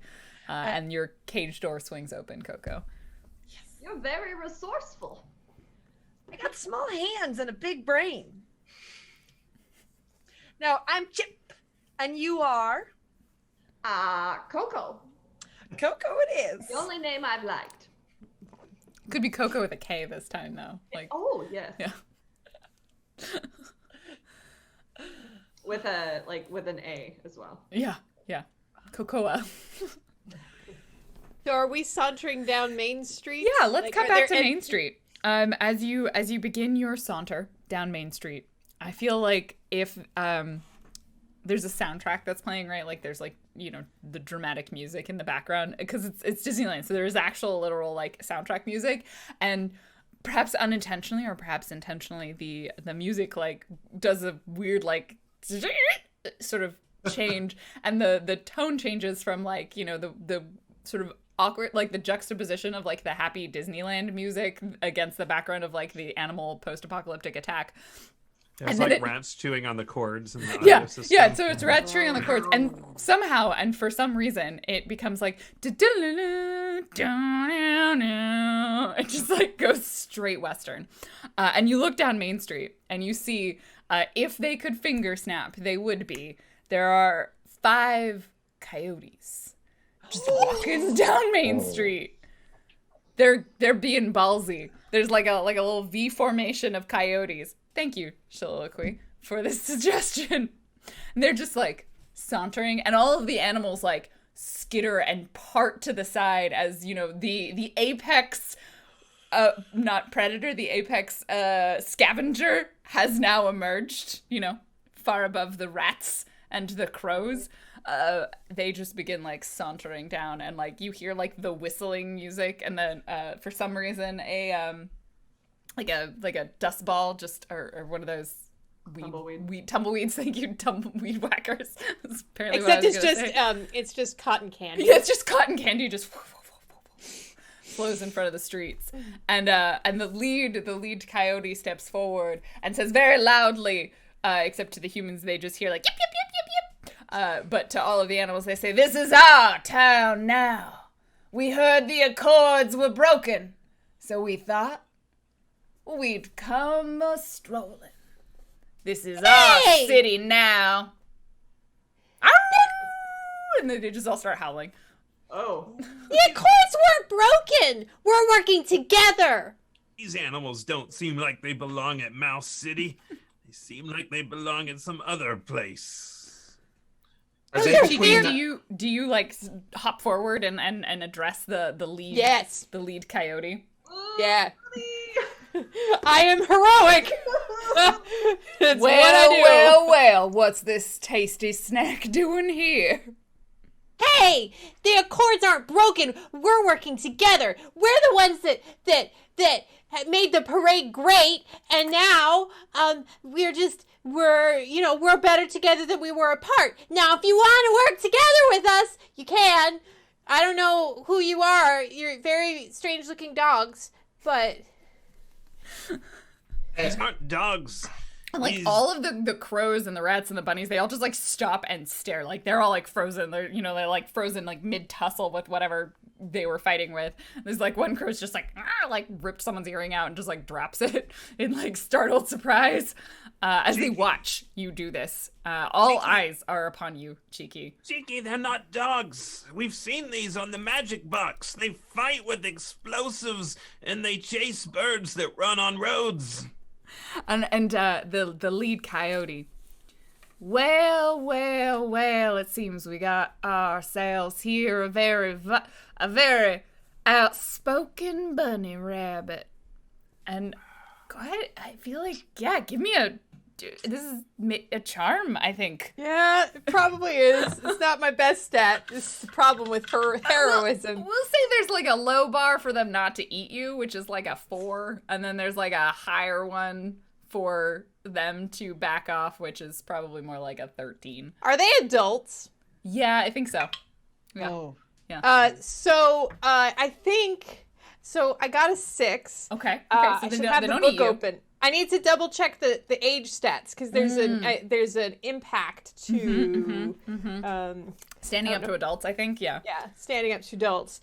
While we're doing that, does I'm everyone also. open? I don't. Oh, I have the book open. Yeah. Yeah, can you just double check what the interaction is between adults and teenagers? Let's see. I think it's under In the strength. meantime, Is it I'm rebellious? going to back Cheeky Add up. +3 to rolls when persuading or resisting persuasion from children. Add +3 rolls when resisting persuasion from adults. Resisting persuasion. Okay, so no impact there. So I got a 6. I didn't get eaten because you said don't it get was eaten. a 4. Yeah. So I think we're still in conversation. So the coyote, I think, like, he sits back a little bit. He doesn't pick you up and chomp on you. He says, "Well, this is an interesting turn of events. My name here is Dusty, and you might be." I am Cheeky the Bunny, and it's very nice to make your acquaintance, Dusty. I didn't realize the bunnies had someone quite so brave on their side. I'm new in town. Oh, they're new in town. They're new in town. They're new in town. And like all the coyotes start. They're like, okay. So, what are you gonna offer us? And just like leans forward, paw on paw. If we say don't eat you, right now, what's in this for us? Cheeky, what if I acquired some turkey legs for them? They can't lift themselves up to the carts, but I could. Oh, my compatriot here, we are willing to offer services as middle animals to acquire the turkey legs. Dusty tries very hard to not make the eyes wide, sort of like, no, turkey legs. Them right. turkeys Yeah, used to run up and down them desert roads all plump with their juicy legs. Why am I talking like you guys? I heard this accent is quite contagious. They just start drooling, but they're trying to regain composure. They're just salivating. Is there a turkey cart nearby? Oh, definitely. You're by Always Main is. Street. Yes. Yeah. I leap up Snow onto drifts. one and swish my tail against the turkey legs. This one defeated the large mouse. Yes, and though I no longer You eat toppled animals, the king mouse. That's why we heard. That's why security was so lax, letting us and my boys in. Because So we're walk up, coyotes, and really is unexpected in this big mouse city. I also walk up to Cheeky, so I'm standing behind them and backing them up. And I say, "You see all this around here? I did this. I am Renee. Look on me in despair. You did Destroyer all of of words. this. You Cry a little. disrupted the accords. You made the humans run rampant. You, a goose. A tasty, tasty goose. I've eaten so many of your kind. You will not eat me. I will end this universe if it comes to it. I do not wish to do so, but it is in my power. I didn't know you could do that. Oh, I believe I can. Now, see, your offer of those turkey legs is mighty tempting. Dusty stands back up. Mighty tempting, but you see, I do think that more than just a few turkey legs will take more than that to satisfy, don't you think? They're like, yip. Apparently they're also hyenas. They sort of laugh. But you saying you would destroy the universe, that you did all of this. Prove it. Do something right now. Very well. And so I'm going to go over and just knock over a cart that's nearby. Just a whole cart. Yeah. By yourself. Yes. All right. You are a and- goose. It's a whole cart. I don't think this is super easy. All right.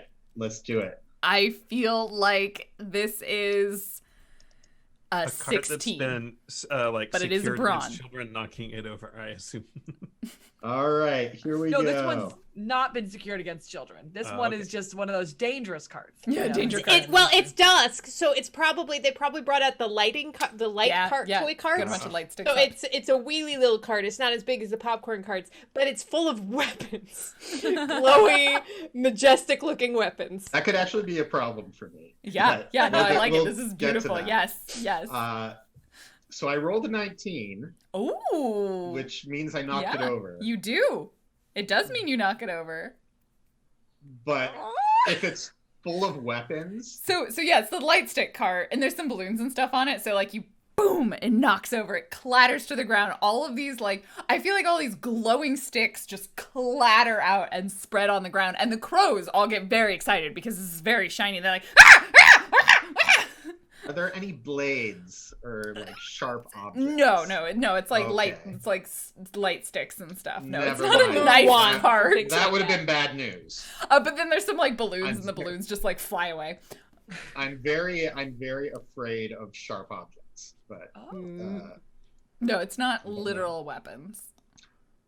so But one of the crows probably does have a knife because it's a crow. There's one crow. It's Canuck. He's right there. The rules. The rules. Do you not know about that crow that stole a knife from a crime scene? No, I didn't. Yeah, there's a crow Now I do. somewhere Whoa. in Canada, I think, that stole a knife from a crime scene. And they Canuck had the to crow. chase it. He authorized the subway. Commutes on the subway. He's a great crow. so I like just grab a lightsaber or something like that. Mm-hmm. Or I guess a lightsaber, yeah, and I just like drag it over back to him, and through like the side of my bill while I'm still holding onto it, I say, "Strike me down, and I will become more powerful than you can possibly imagine." And I spit the lightsaber out in front of him. Clatters at the feet of Dusty. Well. All right, then. We will accept your bargain. Bring us all the turkey legs, and then we'll leave.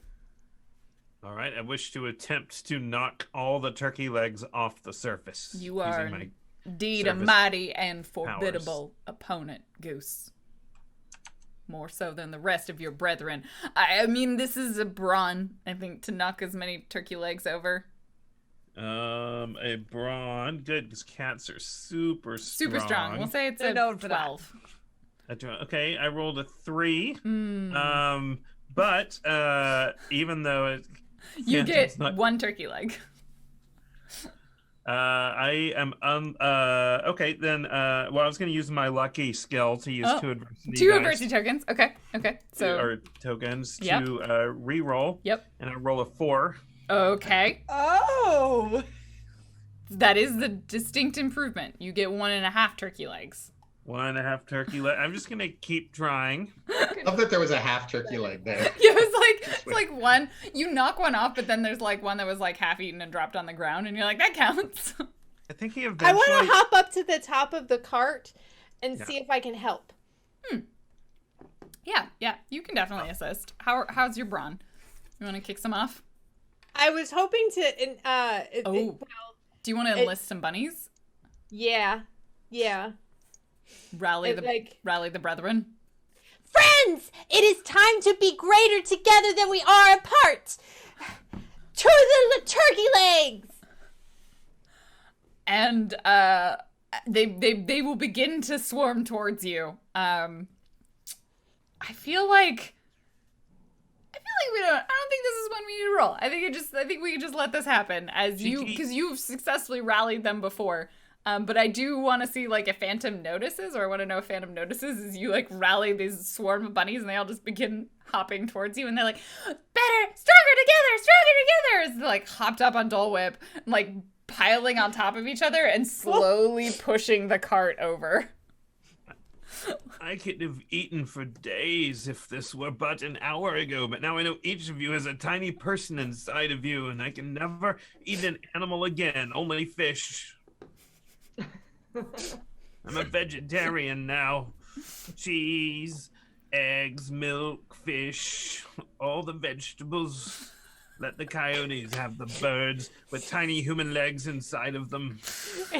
Is Phantom like standing and while delivering this soliloquy? He's just trying to slash down turkey legs and probably getting hair all over them. Yeah. They like tumble to the ground, and the coyotes, they're like, very well. We will consume our feast. We will take it and leave. This is your world now, Goose.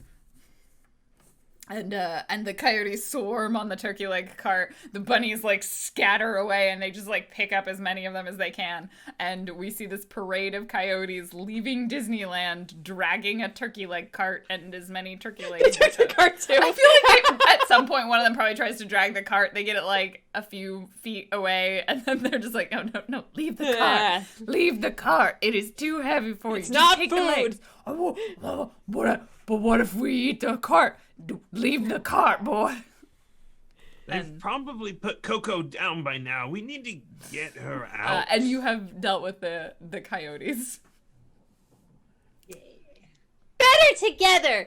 Okay, where's the found and lost? Better together. And the bunnies Better just start together. chanting. Cheeky's a little distracted by the chanting. Mm-hmm. They get a little Yeah. there's a little dance. There's a little dance happens. Together. Together. Together. There's just like chanting and hopping, and they start like hopping in circles and like weirdly ritualistic Hopping circles. over each other. Yeah, Yeah. it's totally. Yeah.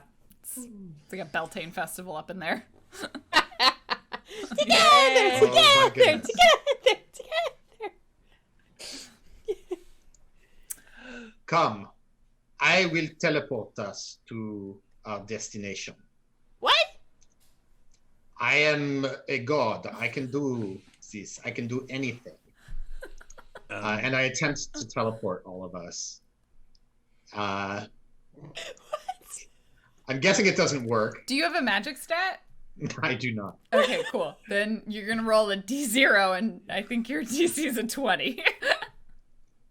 I like squint my eyes, Yeah. and then like Look, Dan, see like my There head, are like, only just sort two of things that are trembling. not allowed in kids on bikes: time travel and teleportation. Mm. You're no Mr. Mistopheles. You hear like a little like come from me as I try it, and then I open my eyes and I see we're in the same spot, and I say, Cheeky I sees thought this. this would work. Cheeky sees this and hops up and puts a paw on Renee's foot and says, It's okay. You tried hard. I suppose. Look, both Chip and Coco are probably dead by now. We've got to get to the place. And I think that's when we cut to back inside. Coco, the door is open. I feel like your greatest challenge now awaits you because you were not on the ground level. You're like on a table. My The door's dear- open. Wait, sorry. How high up? You am I? know, like 3 feet, 2 feet. It's 3 not like a feet. standing height table. There's- It's like a but there's no normal ramp. table. No. At home, I have a ramp. Yeah, no ramp here. Is This there is a your rolly greatest chair? challenge: a 2-foot high table.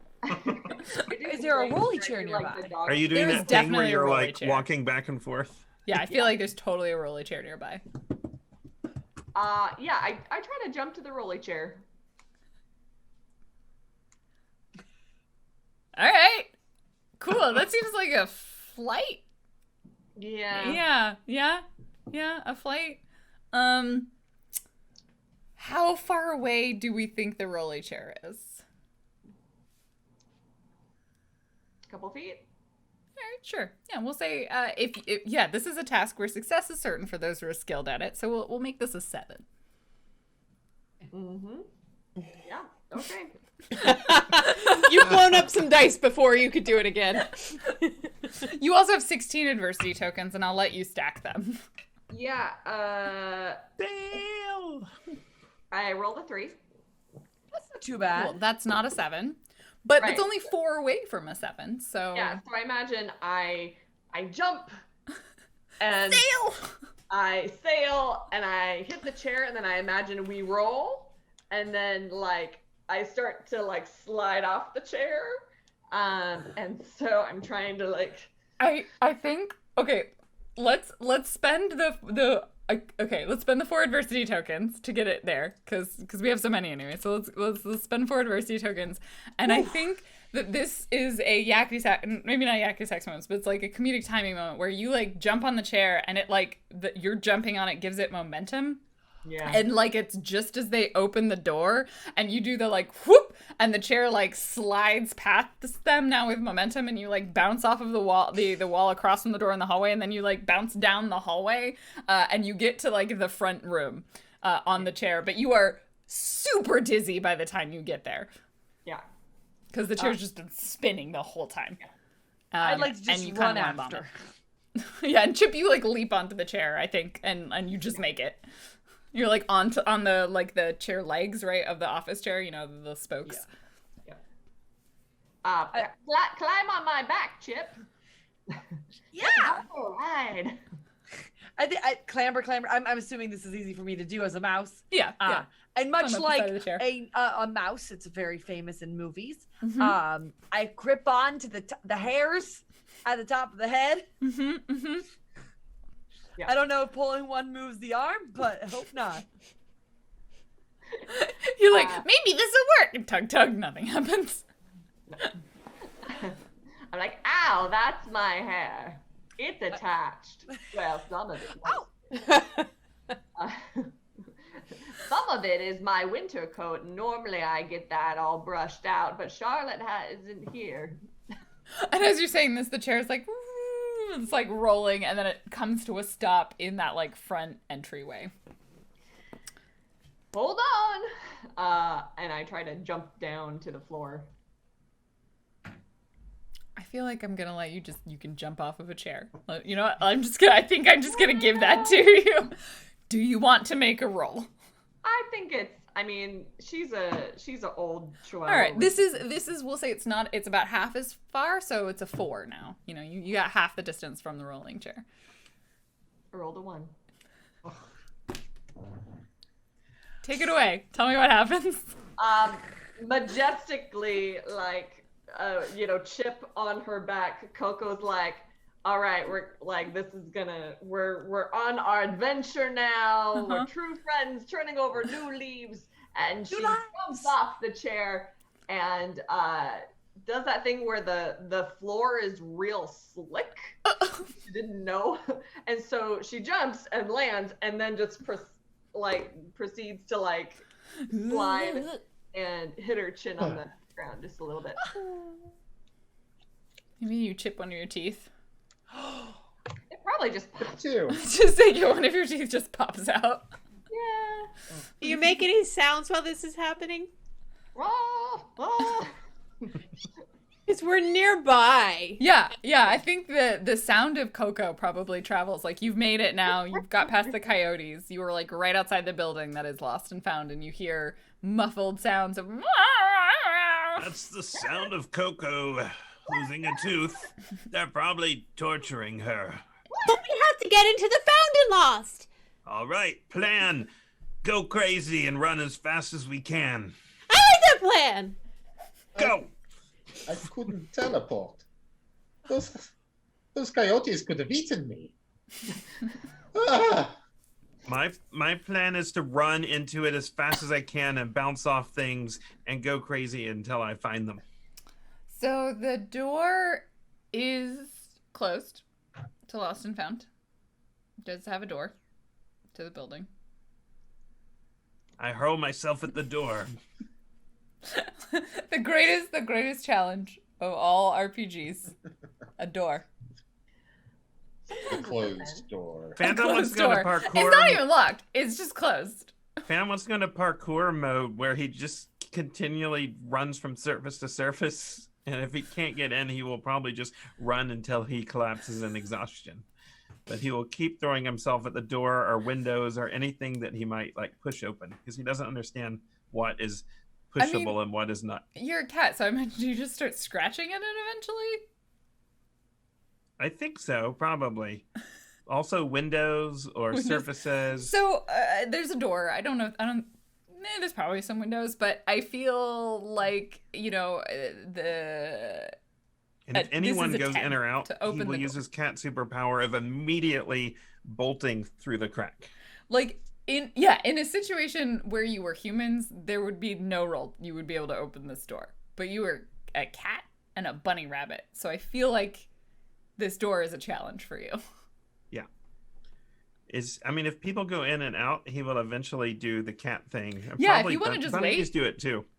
If you want to just like- wait. And that's true. Most animals do it. Like, whoop, whoop. Yeah. Eventually, it depends. It depends on how long you want to wait, because we can just make we'll just make a roll to see how long it is. Like if it's a long time or a short period of time before someone would come in or out. But if you're impatient, then you can also try and open the door. We'll make it a brawn to push the door open. I think we're gonna have to take our chance. Or there's the with the potential waiting. to make it a brains roll, because there's definitely a wheelchair access I would like to use pad brain, not that you just the could door. just press to open the door. Phantom will try to Oh.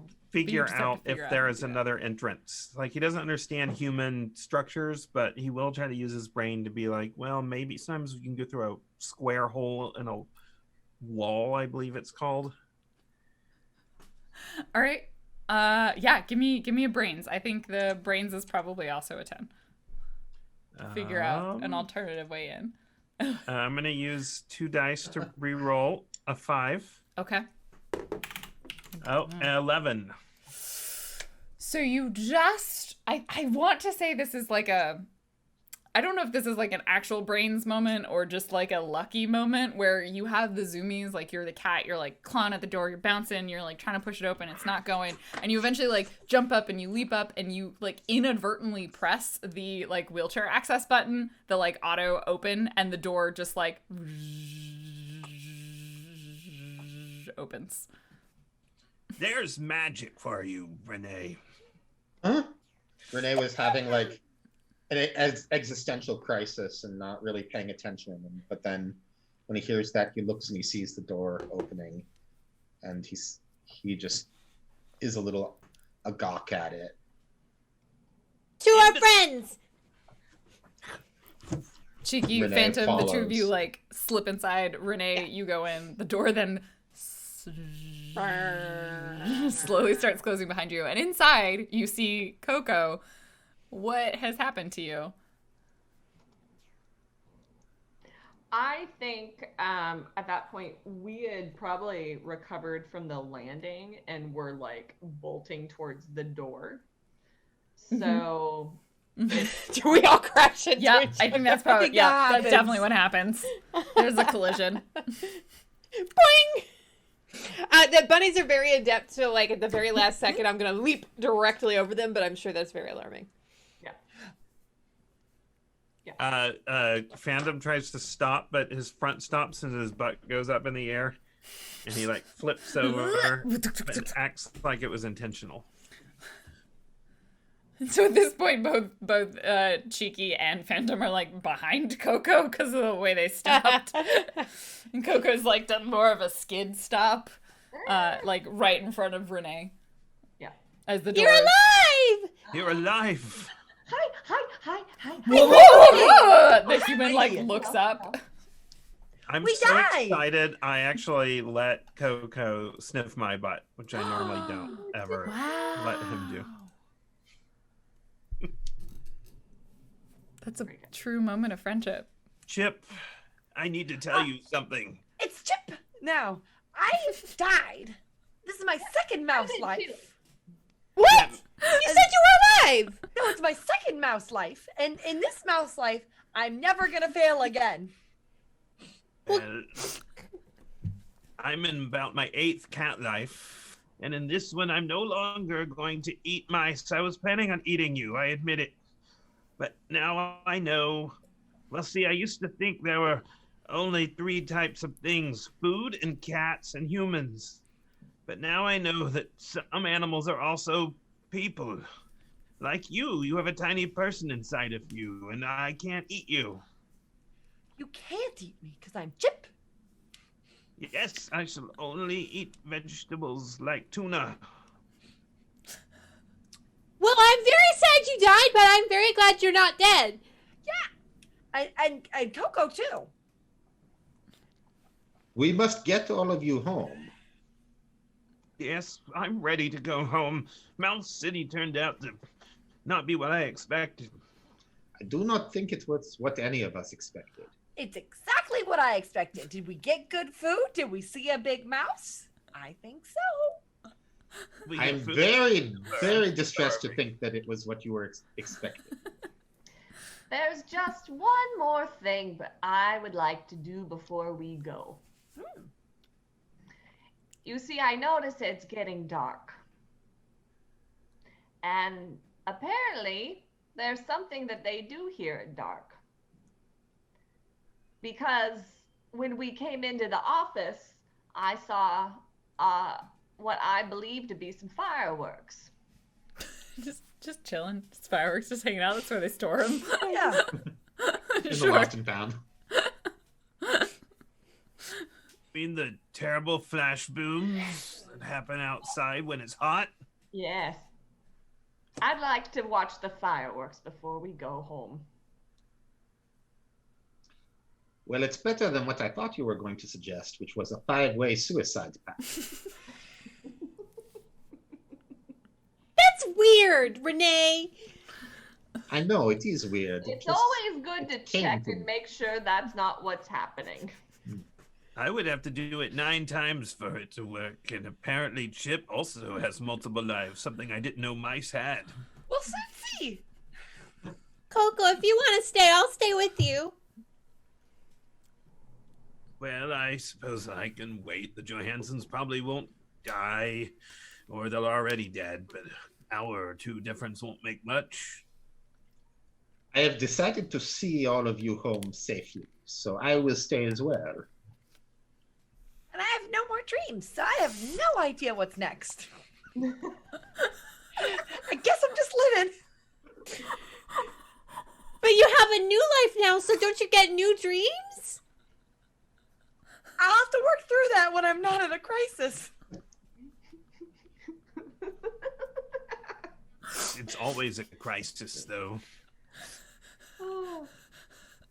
Guess what? We have so many new friends now. I think that's where you like walk outside and witness the chaos that is Disneyland. There are just bunnies hopping everywhere. There are crows. You see like coyotes walking away in the distance, dragging some turkey legs behind them. There are rats everywhere. It is maybe, yes, as Imp says, Animal-ageddon. Well, I guess I shouldn't assume that there's any more shows tonight. No, I think there's a rule that the big mouse can't cancel on any day, or else. You know what? If the humans can't do it, we should reward them for their kindness by setting the fireworks off ourselves. You saw where they were. We can do it ourselves. I That would make everybody happy, right? I saw how the humans do it. All they do is make fire. Okay, well, I Yup. mean, maybe the bunnies and the crows would enjoy, and the rats would enjoy a community event before we go. Celebrating how we're better together. Yes. Better together. Better together. If Chip can chew on some wires in the place with the fireworks, it'll work. You don't call me Chip for nothing.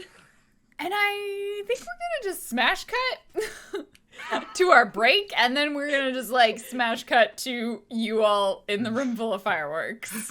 Yeah. Yeah. Oh, I think it's actually on a boat. It's on a. If it's Disneyland, it's probably on a roof. Oh. Yeah. Yeah. Because they do it like behind. There might be some launching from a lagoon, but most of them on the roof. They launch some from the pirate ship, and they launch some from like near the volcano, and then a bunch from behind the castle. Well, they do. From Toontown. That's why they closed Toontown. We launched them from storage. I like the idea of going with that. From If indoors. I get a choice, behind the castle, because Behind that's the where castle. the big mouse lives. And we That's where the conquered big mouse lives. We're the new big mouse. Well, Lauren, I'm sure you wanted to go out with a bang. Yep. We've still got time to do this and get home. Yeah. Well, I mean, on the plus side, though, they called the number on the caller. What? So home is coming to you. It's just a question of whether or not you They set didn't see Disneyland us on the fire. news? That's also probably what happened. Or on like somebody's cell phone video. TikToks. Like TikTok Yeah. story. viral Twitter. Yeah. Meanwhile, we see, Mommy, Daddy, look, the pets are on TV. And they're like, maybe we don't need them back. Him with the Mickey Mouse head stuck on him. Yeah. Cool. So we'll find out how things go. We're gonna take our last break, and then I guess we'll find out if the pets go home. We'll be right back. Be right back. Hey, there we go. That took me a second. I didn't have my mouse in the correct location. My bad. Okay. We're Hi, back. everybody. Welcome back. I hope you have been enjoying this episode of Pets Go Home so far. And it was everything you had hoped and dreamed of, because now your dreams are done. And like Chip, you need a new dream.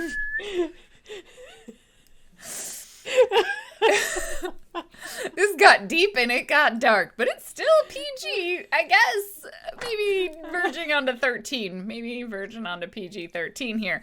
For anyone who Emotional missed it, duress they is the caused PG-13. Animal-ageddon in Disneyland, but they did negotiate with some coyotes. There's swarming crows and bunnies that are all hopped up on sugar, and there's rats everywhere. And Disneyland is really in a somewhat chaotic situation. But they fed have the coyotes. We resolved years-long tension between so many animals. You did. Yeah, you've done good work. And everyone's kind of having an existential crisis. Well, not everyone. Coco, Chip, I'm having a great time. and Renee are having and Phantom. Everyone except Cheeky's having an existential crisis. Better together. Better together. And She's doing great. yeah, it's good. It's good. So I think that brings us to living Coco's dream, which is seeing the fireworks. So we kind of smash cut. So we cut out from the group of them in the like foyer of the Lost and Found, like whatever center we want to call that, to being like, well, I guess it's our turn to put on the fireworks display. And we just cut over to like behind the castle or whatever space it is that they set up, like near Toontown, and they set up for this firework display.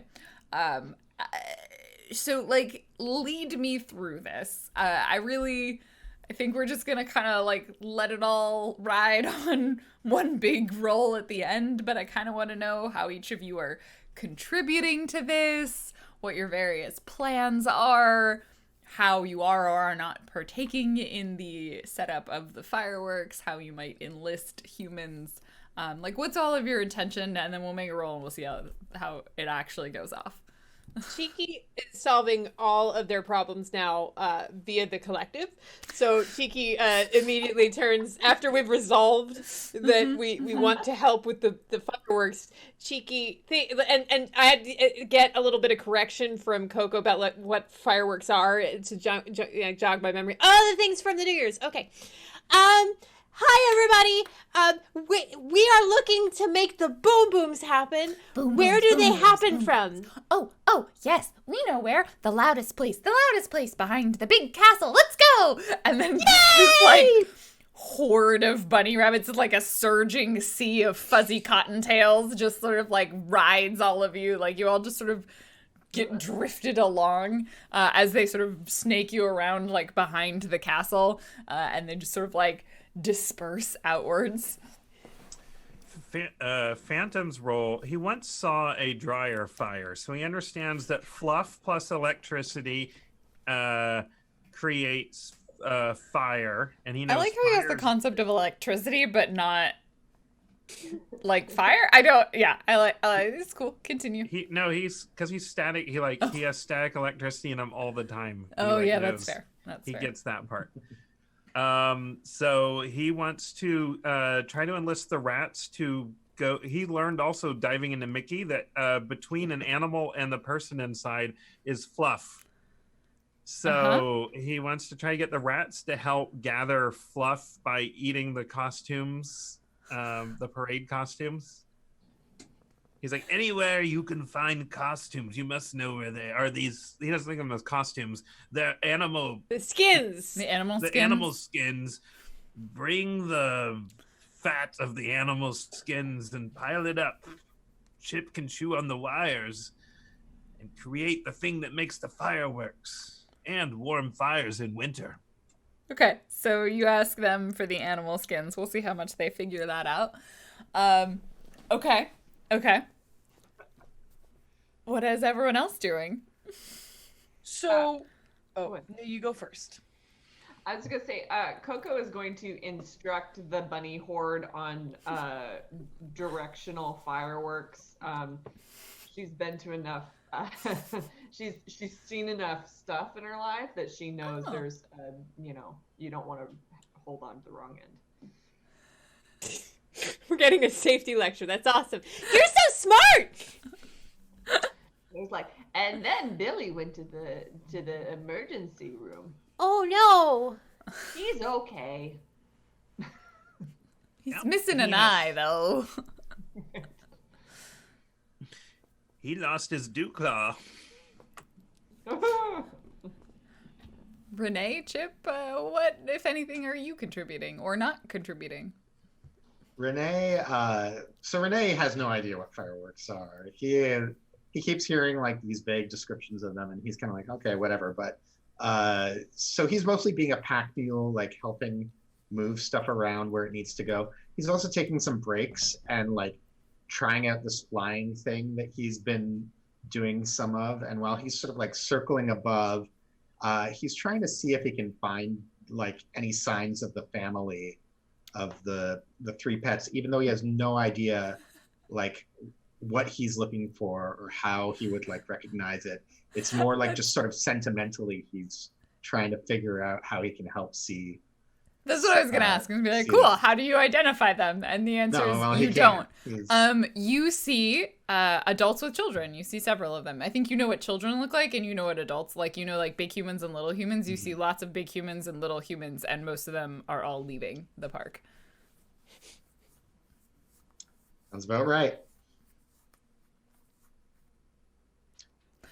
Okay. Chip. I think because those those weird humans who did the puppies, who drove the car, Chip has witnessed fireworks, Oh, and yeah, the strings are somewhat important. Okay. So I think, if I might be wrong, Disneyland probably uses a digital system, as most firework teams do. Yeah. So It's not What- Burning Man. So what Chip is gonna try to do is actually tear up all those cords, because then now she has the power. So instead of it being like a button that starts them, Chip is gonna chew through those, so there's no way to like falsely detonate them. Like, this detonates on our terms now. Sure. Yeah, that makes sense. This is like how Fang would hack. Oh, we need to hack this. Pulls out katana. Katana that door. You know what though? You know what? It's pretty effective. It just Fang didn't have the smart stat, is what I learned. Fang just didn't have that. Now I can Chip do has anything. it. But Chip has it. Chip has Chip. brains. Smart for a mouse. Okay. Okay. And so then I think I'm gonna instruct about this fluff if it ever arrives. Has to trail a really long trail to get to like. All right. So I think. And we need a small like so they click it and then a light fire happens. I know. That's why you chew the wires in the walls. Those make the spark. You know, I've never done that. What's a wall? The wall is the thing that your kind put holes in to live inside of. You've probably heard tales of The walls. grass? It's like the ground, but sideways. The side ground. It grows out of the ground. Oh, I think Like a tree. like a tree. Like Chip's got it now. Mhm. So when it's time, Chip will do that thing. All right. We'll put fluff that goes from your wires over here to the wires in the trees. I love that our One master long electrician is a tree. cat who thinks fish are vegetables. I'm not sure if we're gonna detonate fireworks or just decorate. Yeah, all right. So I feel like here's what it's a 20. I feel like it's a 20 to successfully detonate fireworks. But I will take like one, you have 10 adversity tokens. So you can Yeah. sink many of them. I will let anyone who wants to assist. There's definitely a brains, and we'll do like a degrees of success thing. So depending on how well you do, will determine how well things go. So who wants to make the big roll? I mean, Chip is the one who's. Oh. Yeah. I mean, Chip's got the brains. Chip's got the brain stat. Okay. I think then Chip is just gonna wait for that ready.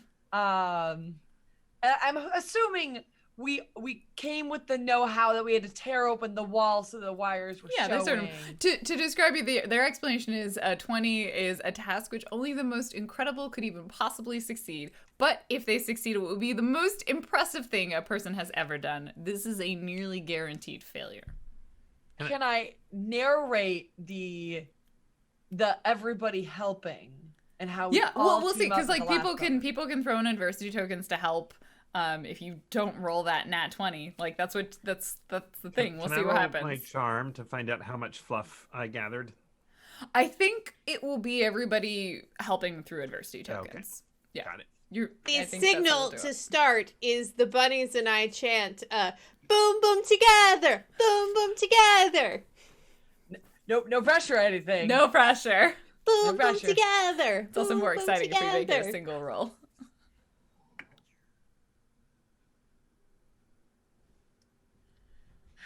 What'd you get?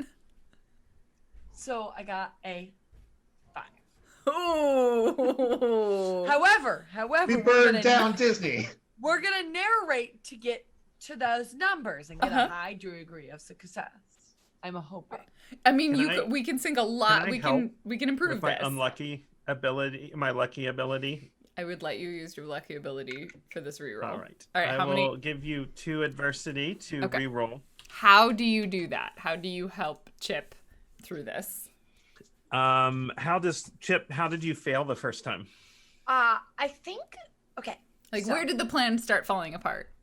I think I attacked the wrong wire. Okay. I know a lot about electricity. Okay. Wait, is this there- Claudia or Chip? You don't think you're right. So there's. Yeah. I imagine I led you like a really high intensity wire, and you just about got electrocuted. And I knocked you away as you were like, "Wah!" Yes. I was gonna say I think there's 2 wires that run to every plug, a dead and a live plug, and I was gonna hit the dead one the first time. Okay. But I do like not being electrocuted, so let's roll again and see if I do it this time. All right. Okay. All right. 20. Boom, boom, together, boom, boom, together, boom, together. Got a 5. Got a 5, guys.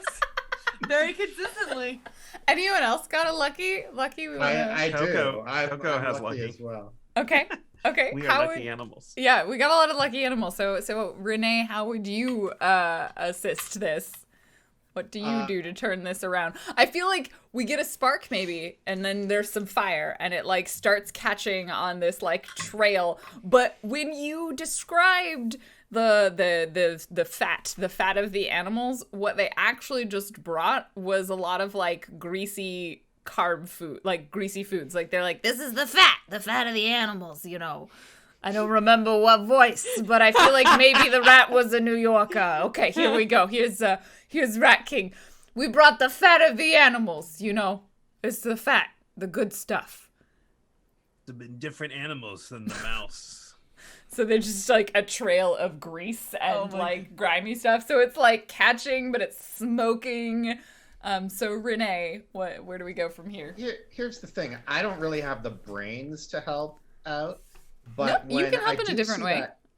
Well, no. So when I see that spark, it kind of inspires something in me to, and I know that if I can just inspire Chip the right way, then Chip will have the mental fortitude needed to accomplish this task.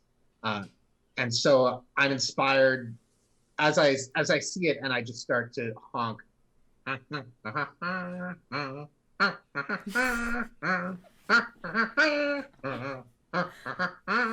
like the crows start joining and they're like, it lacks a certain melodic nature to it. And as that sort of wave of inspirational Boom, boom, energy together. flows over, All right, I will spend another 2 tokens for a reroll. Let's see I'm if you very can... nervous. Boom, boom, together. How many times? Much better. So I think with that, I'm gonna narrate it and then I'll give it to you. Oh, okay. Yeah. I think Well with then, the- Claudia, go for it.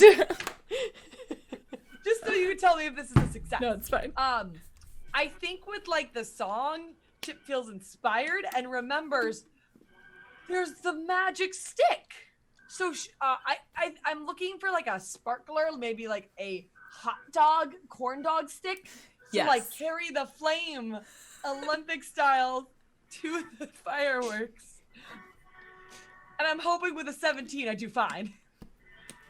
So with the 17, I feel like we can get some assistance here for the last 3 to bump us up to that 20 that we need to get the fireworks display, or we can just take the 17. Your choice. You tell me. But we see like corn dog in mouth, lights on fire, and then like Olympic torch mouse carries this to where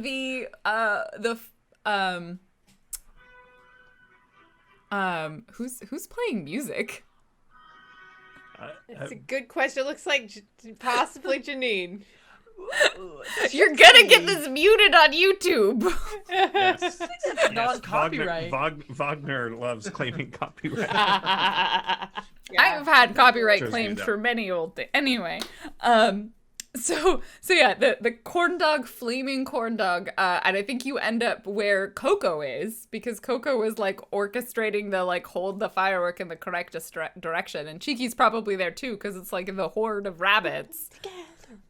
So do we think that there are we can spend the last 3 adversity tokens to get us to that 20? Do we Yeah, I'm wanna sure do we that? can. So you brought fire to us, Yes. You have fire now. and do you need help? But Cheeky turns to you like, does it need to go fast? Yes. I heard corn dog. Yes, yes, it does. And like holds it open, holds it over as much as a mouse can hold. I assume it's just dragging the corn dog, and the fire's going out. Yeah, Because probably, yeah, because you're too small. Mm-hmm. yeah, so I think it's the pass to another person if they'll take it. All right, so you pass the corn dog baton. I'll take it. All right, so Coco, you have the corn dog baton. That's one adversity token. And Alright. where is the cable that we're trying to meet with the flame? Right Is it? here in the tree. Oh! We need, bunnies together! Let's go! Onward! Get the thingy! If the bunnies form a chain, the power will go through the bunnies. No, we're gonna bring you the thingy! Okay. Bringing you the fire stick instead of electrocuting a line of rabbits. So you corn dog pass the baton. So, all right. So we have fire. We have the fireworks. How do we set them off? I assume each one of these when Question. when So normally you would like have them timed, right? So they go off with different timings. I am assuming because Chip deconstructed the timer and just put all of the chords together, we're looking at that like San Diego like 4th of July. All of the fireworks are gonna go off at once. Doesn't Renee have a superpower of messing with human stuff? I'm messing with humans. Okay. This isn't messing with humans at all. It's All right. I mean, in a way, it's the ultimate form of that, but I think my superpower is a little more direct. All right. So we- Coco comes and meets us, like Mhm, it brings the fire stick while the bunnies drag the this chords. cord that was stuck, very much like Back to the Future for some reason, down Now I can see it. towards Coco. We try to meet in the middle. Corn dog, 2 firework string. And there is a pause and a silence. And you think maybe nothing's gonna happen.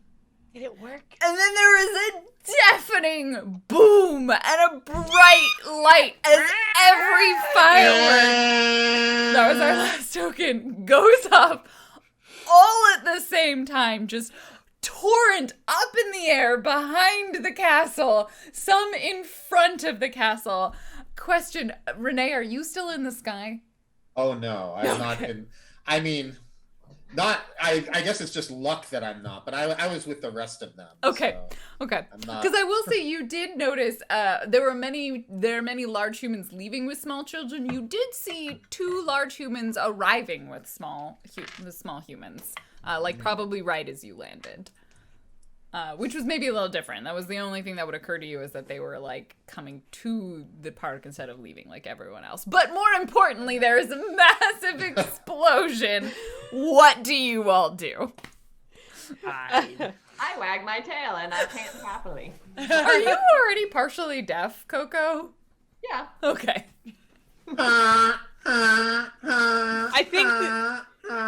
I think the horde of bunnies, we hop back out to the hub. Like we're a little bit more startled than we expected, and so we as a group like safety! Safety together! Pass. Disperse. I hide under Coco. Okay. Coco seems to got this. Here's the thing. Like, this is the most startling, most scariest thing I've ever experienced. Is it also beautiful? Yeah, it's a bright light. Okay. Have you watched the video of that fireworks display? I want to say it was in San Diego, where all of the fireworks for the 4th of July went off in like 30 seconds. It's amazing. It is pretty beautiful. It looks like daytime. Like, it is so bright. It is lit up like it is like floodlights. So yeah, I think like after the initial shock and fear sort of subside, I think like kind of this peace would wash over me, like having witnessed something so beautiful that wasn't myself.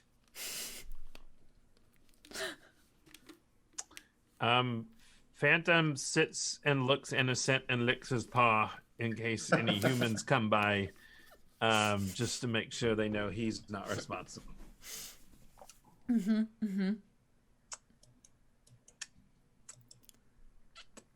Anyone else? You all just watch this like 30-second explosion go off. You see your work, and then it goes dark, and your ears are ringing as the night returns. There is the smell of smoke in the air, and the firework display is over. You saw them. You saw them all at once. Humans had better appreciate the work we went to give them that. I've never seen anything like that. Yeah, and then like in the distance we hear like the wee wee wee of the fire department. Probably the police too at this point. That was very fun. Thanks everyone for helping make my dream happen. Thank you. I never would have seen anything like this if I had stayed at my pond. It is truly amazing what else exists beyond the pond. I've had a good time, but now I think we'll never get home. It seems so far away. Our humans have most likely forgotten about us if they're not dead. And I'm starving. I shouldn't have given up on meat. I'll never find tuna or fish. Cheeky hops back, not accompanied by the horde. The horde is still bouncing, saying boom boom together. They're very excited about everything that's occurred, but kind of sneak away. You must not lose faith, and you must not lose heart. I have said I would get you home, and I mean to get you home. I do not possess the godly powers I thought I did, but I am determined. Come. We will find your home. I start to head back from the castle towards the main street. I don't, I've like, when I was in the air, I saw what looked like a place where people lived, basically. So, the, village, if you will. Yeah. So I don't even know how we would find them, but I know that is you the also would have general seen direction we would want to. the parking lot. There's a lot of cars. There were a lot of people there, so that's where all the people are right now. So you head towards the people. Makes sense. It may be a long journey ahead of us, but we will do it together, and we will get there. You must believe. And I start leading towards the parking lot and see if they follow. Do all of you follow Renee? Yeah. Kiki follows, but is hanging a little back. Oh, okay. So it's like a goose, like leading the goslings, except the goslings are a cat, a dog, a mouse, and a rabbit. As you make your way down Main Street, I think the chaos has subsided. The massive singular firework display has certainly like disrupted a lot of the animals, and I think the crows have like settled back into the tree, and the rats have like scurried away underground. So there's like debris and the occasional animals. I think mostly the bunnies are still out, just like hopping around in circles and chanting, but they're not doing anything like drastic at this moment. The humans have all left. Like they have shut down the park. They're like, this is in the news. It's not great. And you make your way down Main Street as this sort of gaggle of not geese. And you head to the front gates. There's like still people kind of like flooding out, like, or leaving, because you know it takes some time to get that many people out of the park, and some people are very determined not to leave even if they're being told that maybe they should be. They're like, I waited in line for 2 hours to ride the Matterhorn, I will ride it, crows be damned. And you know, that's what we hear as the audience, and there's the people leaving. And you kind of eventually reach what would be this like large crowd of people milling about. There is, you know, the horse and cart of Disneyland probably off to one side, and like this uncomfortable stamping horse. There's like definitely cast members like trying to corral people around. There's like one lone person still trying to like sell their like balloons. And there's a lot of news cameras definitely like outside of the park. And a lot of people milling about. So do you all exit? Do you like leave through the gates, or because you're kind of in that like front entrance area right now? Like, Kiki does not exit. Yes, and Phantom usually he's used to people with cameras giving him food to try to get him to pose, so he probably will go up to the cameras. There's like a news crew like right at the front, and you just like start like. I try to look cute and charm them into giving me food. They are not paying attention to you. The human is talking to the big it's a big camera, and there's a human talking with the thing to the big camera. And they're like, I'll climb up on the camera person's shoulder to get their attention, and I try to lay on the camera. Like, I use my power of laying on whatever the person needs to do to get work done. I don't remember seeing that in the booklet. Yeah, I don't think that's an actual power. Yeah. Yeah, how about this is probably a charm. Yeah, charm. 13. You successfully get their attention. I don't know if you successfully get onto the camera, but like, because you're trying to like leap onto the camera person, I think you like grab them and just like down their back, and they're clearly start paying attention to you now. I just try to look cute to get food. And they're like, one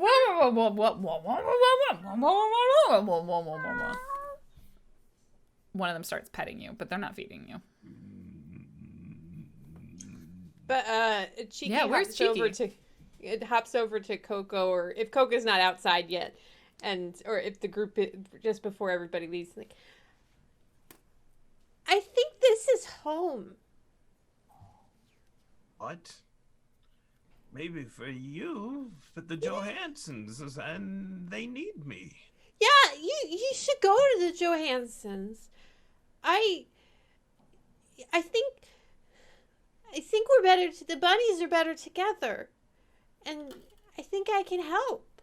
I mean, the Accords are in a very dangerous and precarious place right now, and you know, it seems like all the different types of animals are probably going to have some arguments, but I can help. They are your pack now, and you're their pack leader. That's very important. Each of them does have a tiny person inside of them that needs somebody to look after them, and you are good at looking after people. You always looked after the twins. I'll miss them, but I think this is right. But you can tell them that I love them. And they can visit me anytime if they want to come to Big Mouse City. Just ask the crows.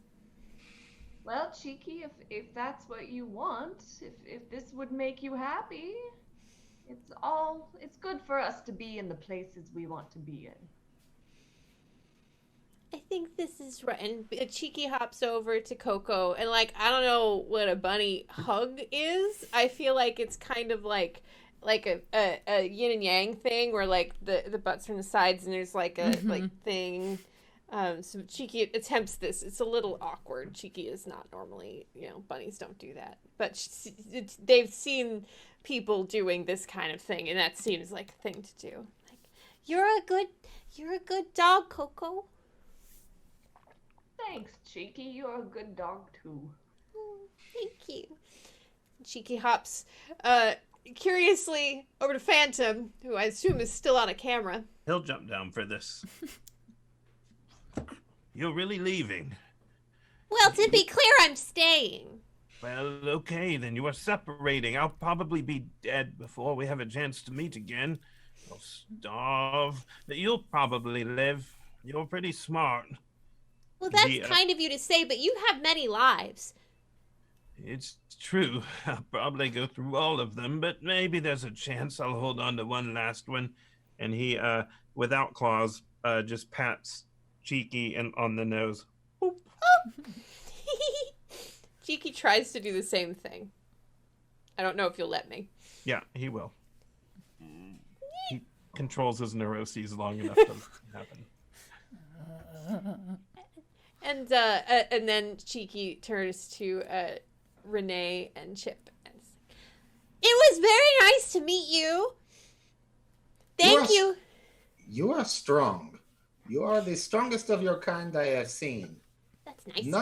No one has ever jumped on my butt with the ferocity that you have. It was an honor to help you in that manner, Renee.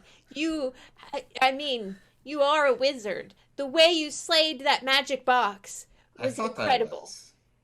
But you will take good care of your family. And Chip, Chippa, I have you to thank for introducing us to this Big Mouse City. So thank you, and I hope you find another dream. So I think I liked how big that was, and so I'm gonna try to make another big one.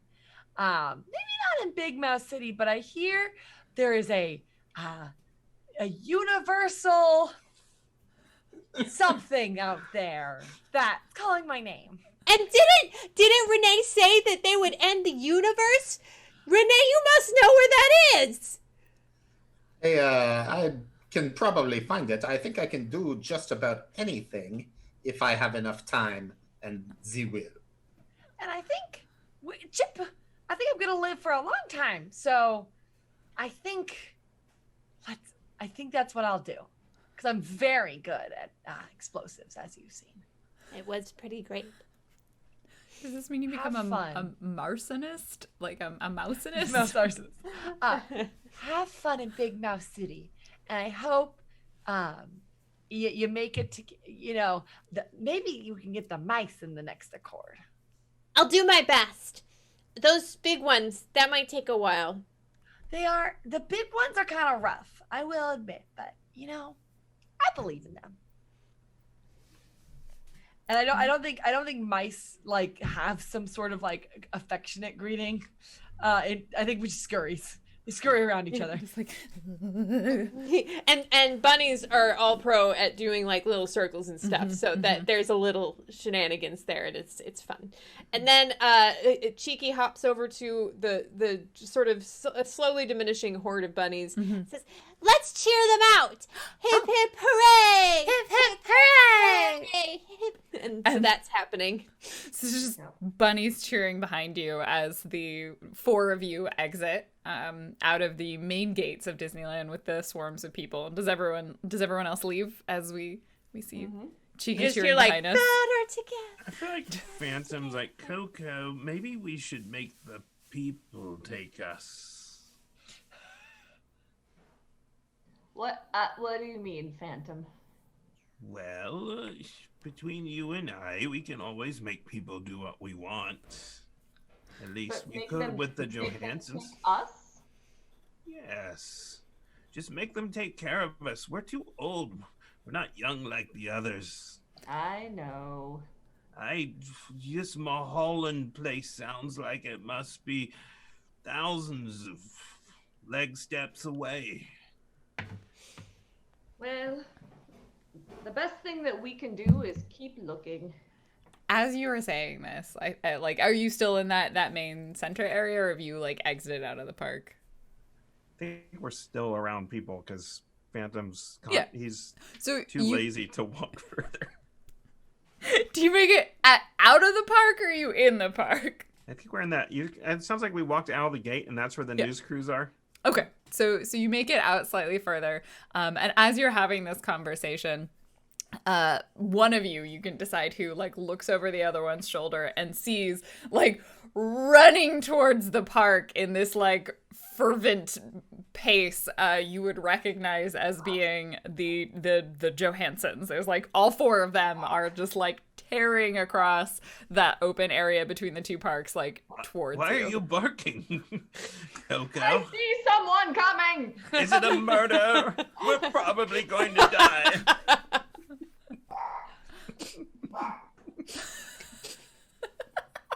Well timed. So Coco starts barking, but she's real good at throwing her voice. Dying? Am I dying? What's going on, Coco?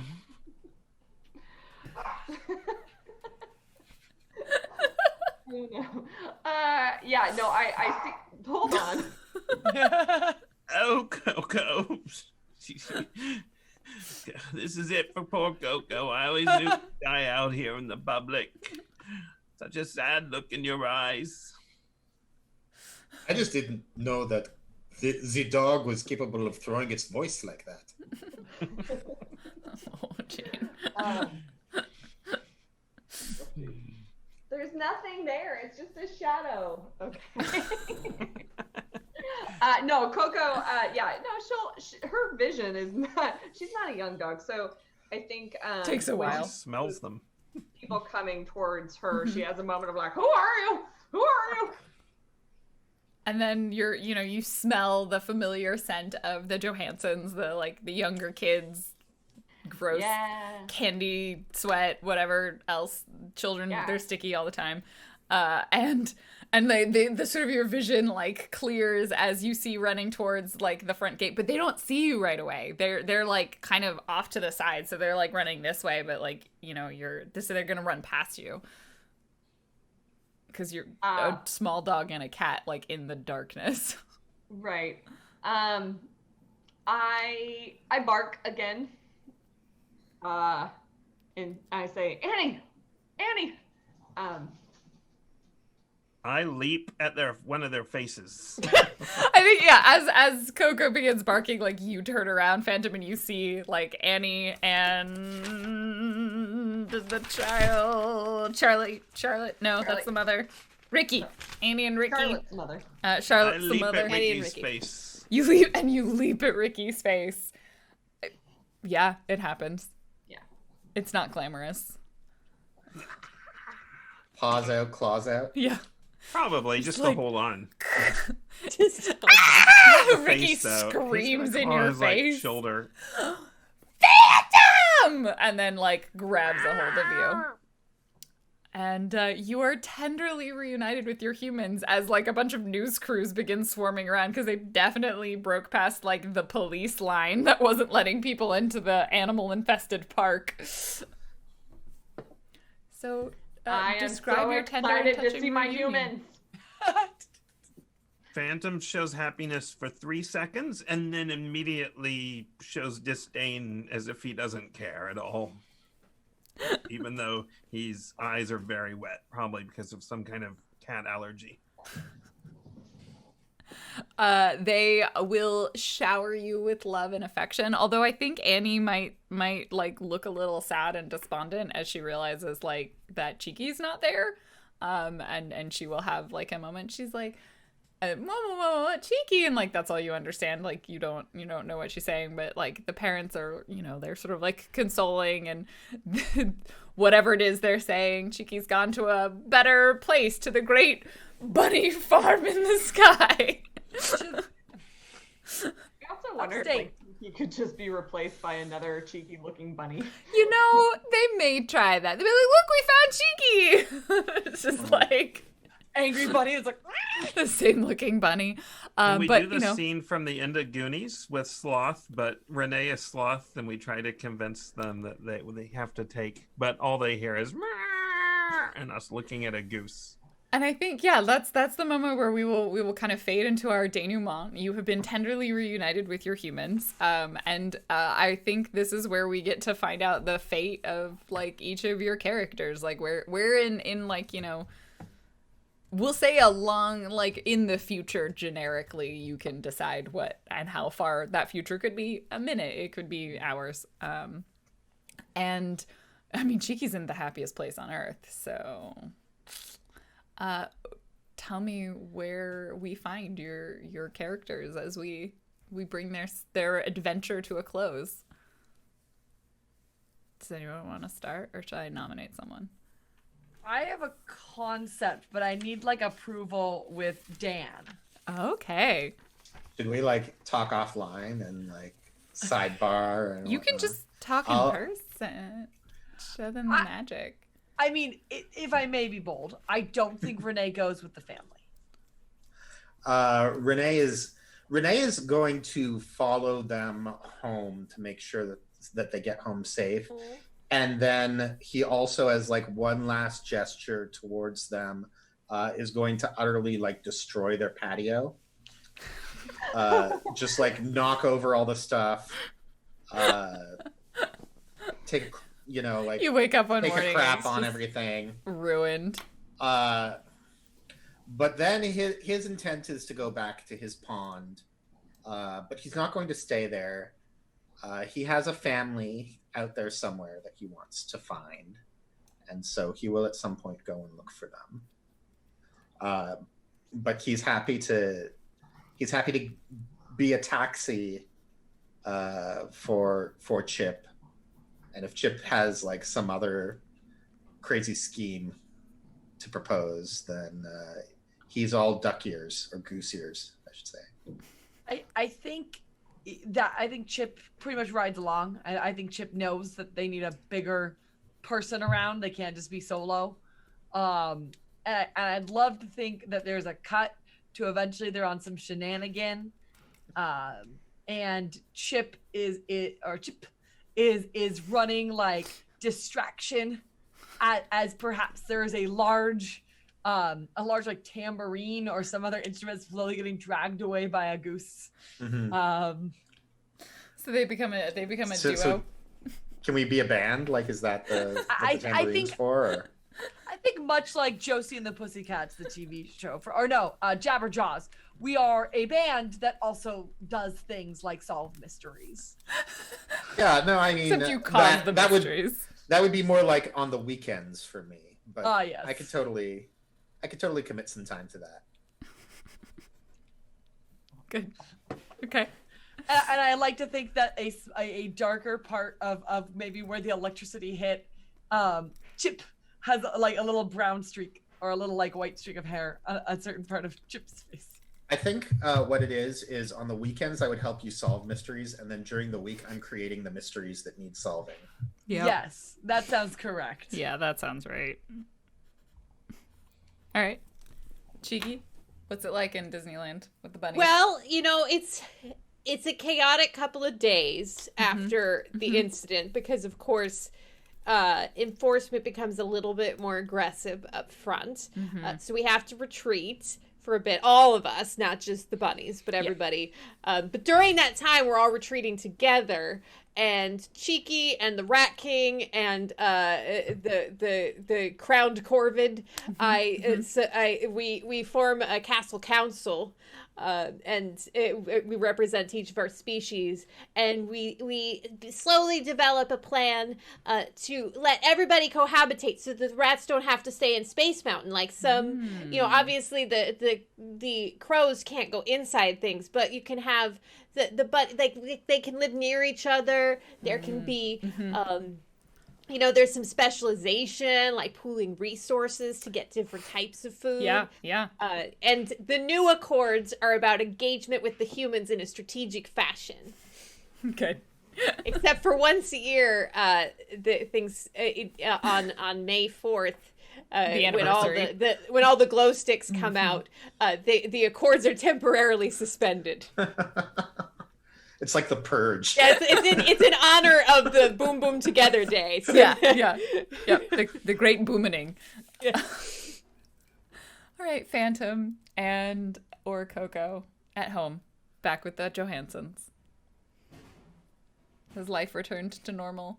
Phantom lives long enough to see the twins off to college, and then he gets lazier and he lays by the fire. And he never eats another animal, just fish and bugs and other vegetables. And whatever's in his kibble. And whatever's in his kibble, but never animals. And one day the Johansons come down and he's just gone. Okay. And he goes up, he lifts up to the heavenside layer to be reborn into a new Jellicoe life. Oh, good. And then the song starts. All right, Coco. Yeah, Coco gets settled back into family life very easily.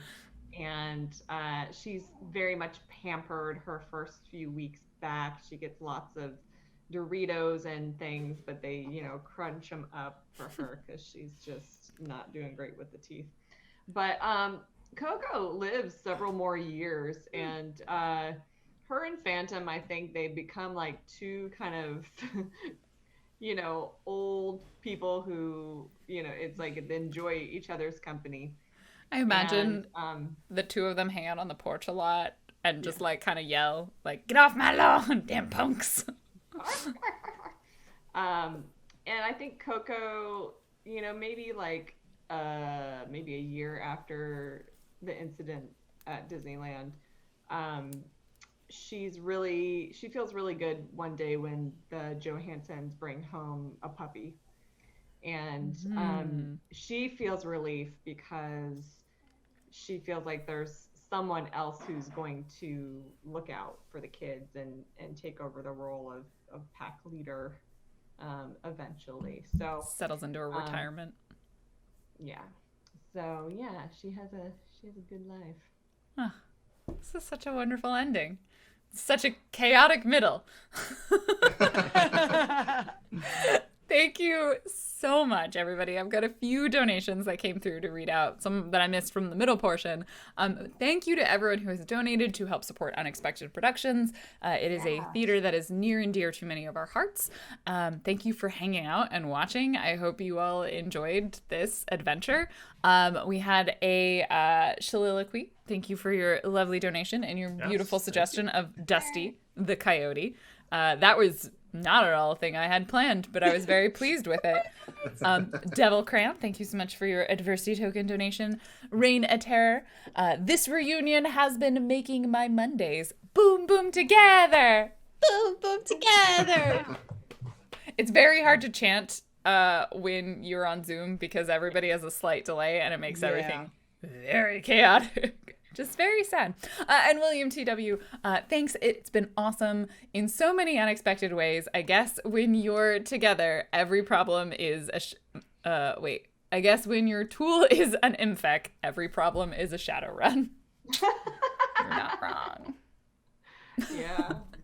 Old habits die hard. They do. Yeah. They do. But in the most wonderful ways. You can Plus ça change, plus c'est la même chose. You can take the Shadowrun out of MFEC, but you can't take the MFEC out of Shadowrun. Is that it? Something like that.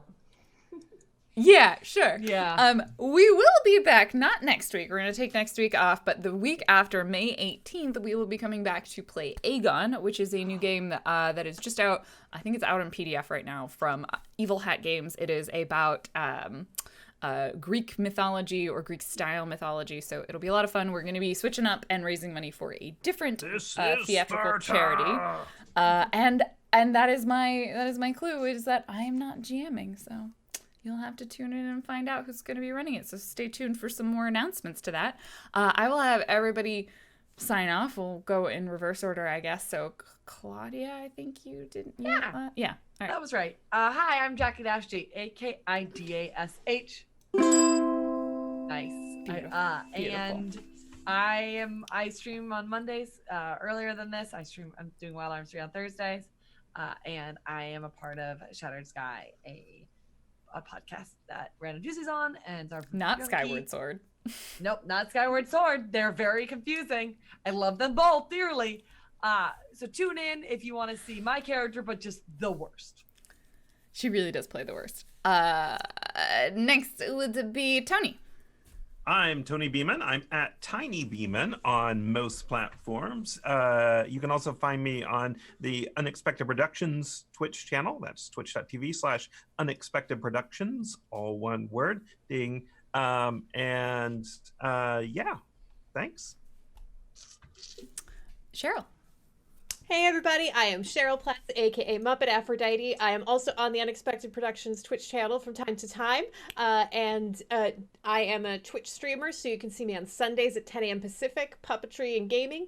And on TikTok, you can find also puppetry videos, as previously mentioned, all at Muppet Aphrodite. Thank you. Better together. Better together. Better. Janine. Hi, I am Janine. I've been Janine. You can find me on Twitter and the Unexpected Productions Twitch channel at Admiral Asma. And thanks so much for watching and for donating. Bring us home, Goose. Bring us home. I'm Dan Poslins at Dan Poslins.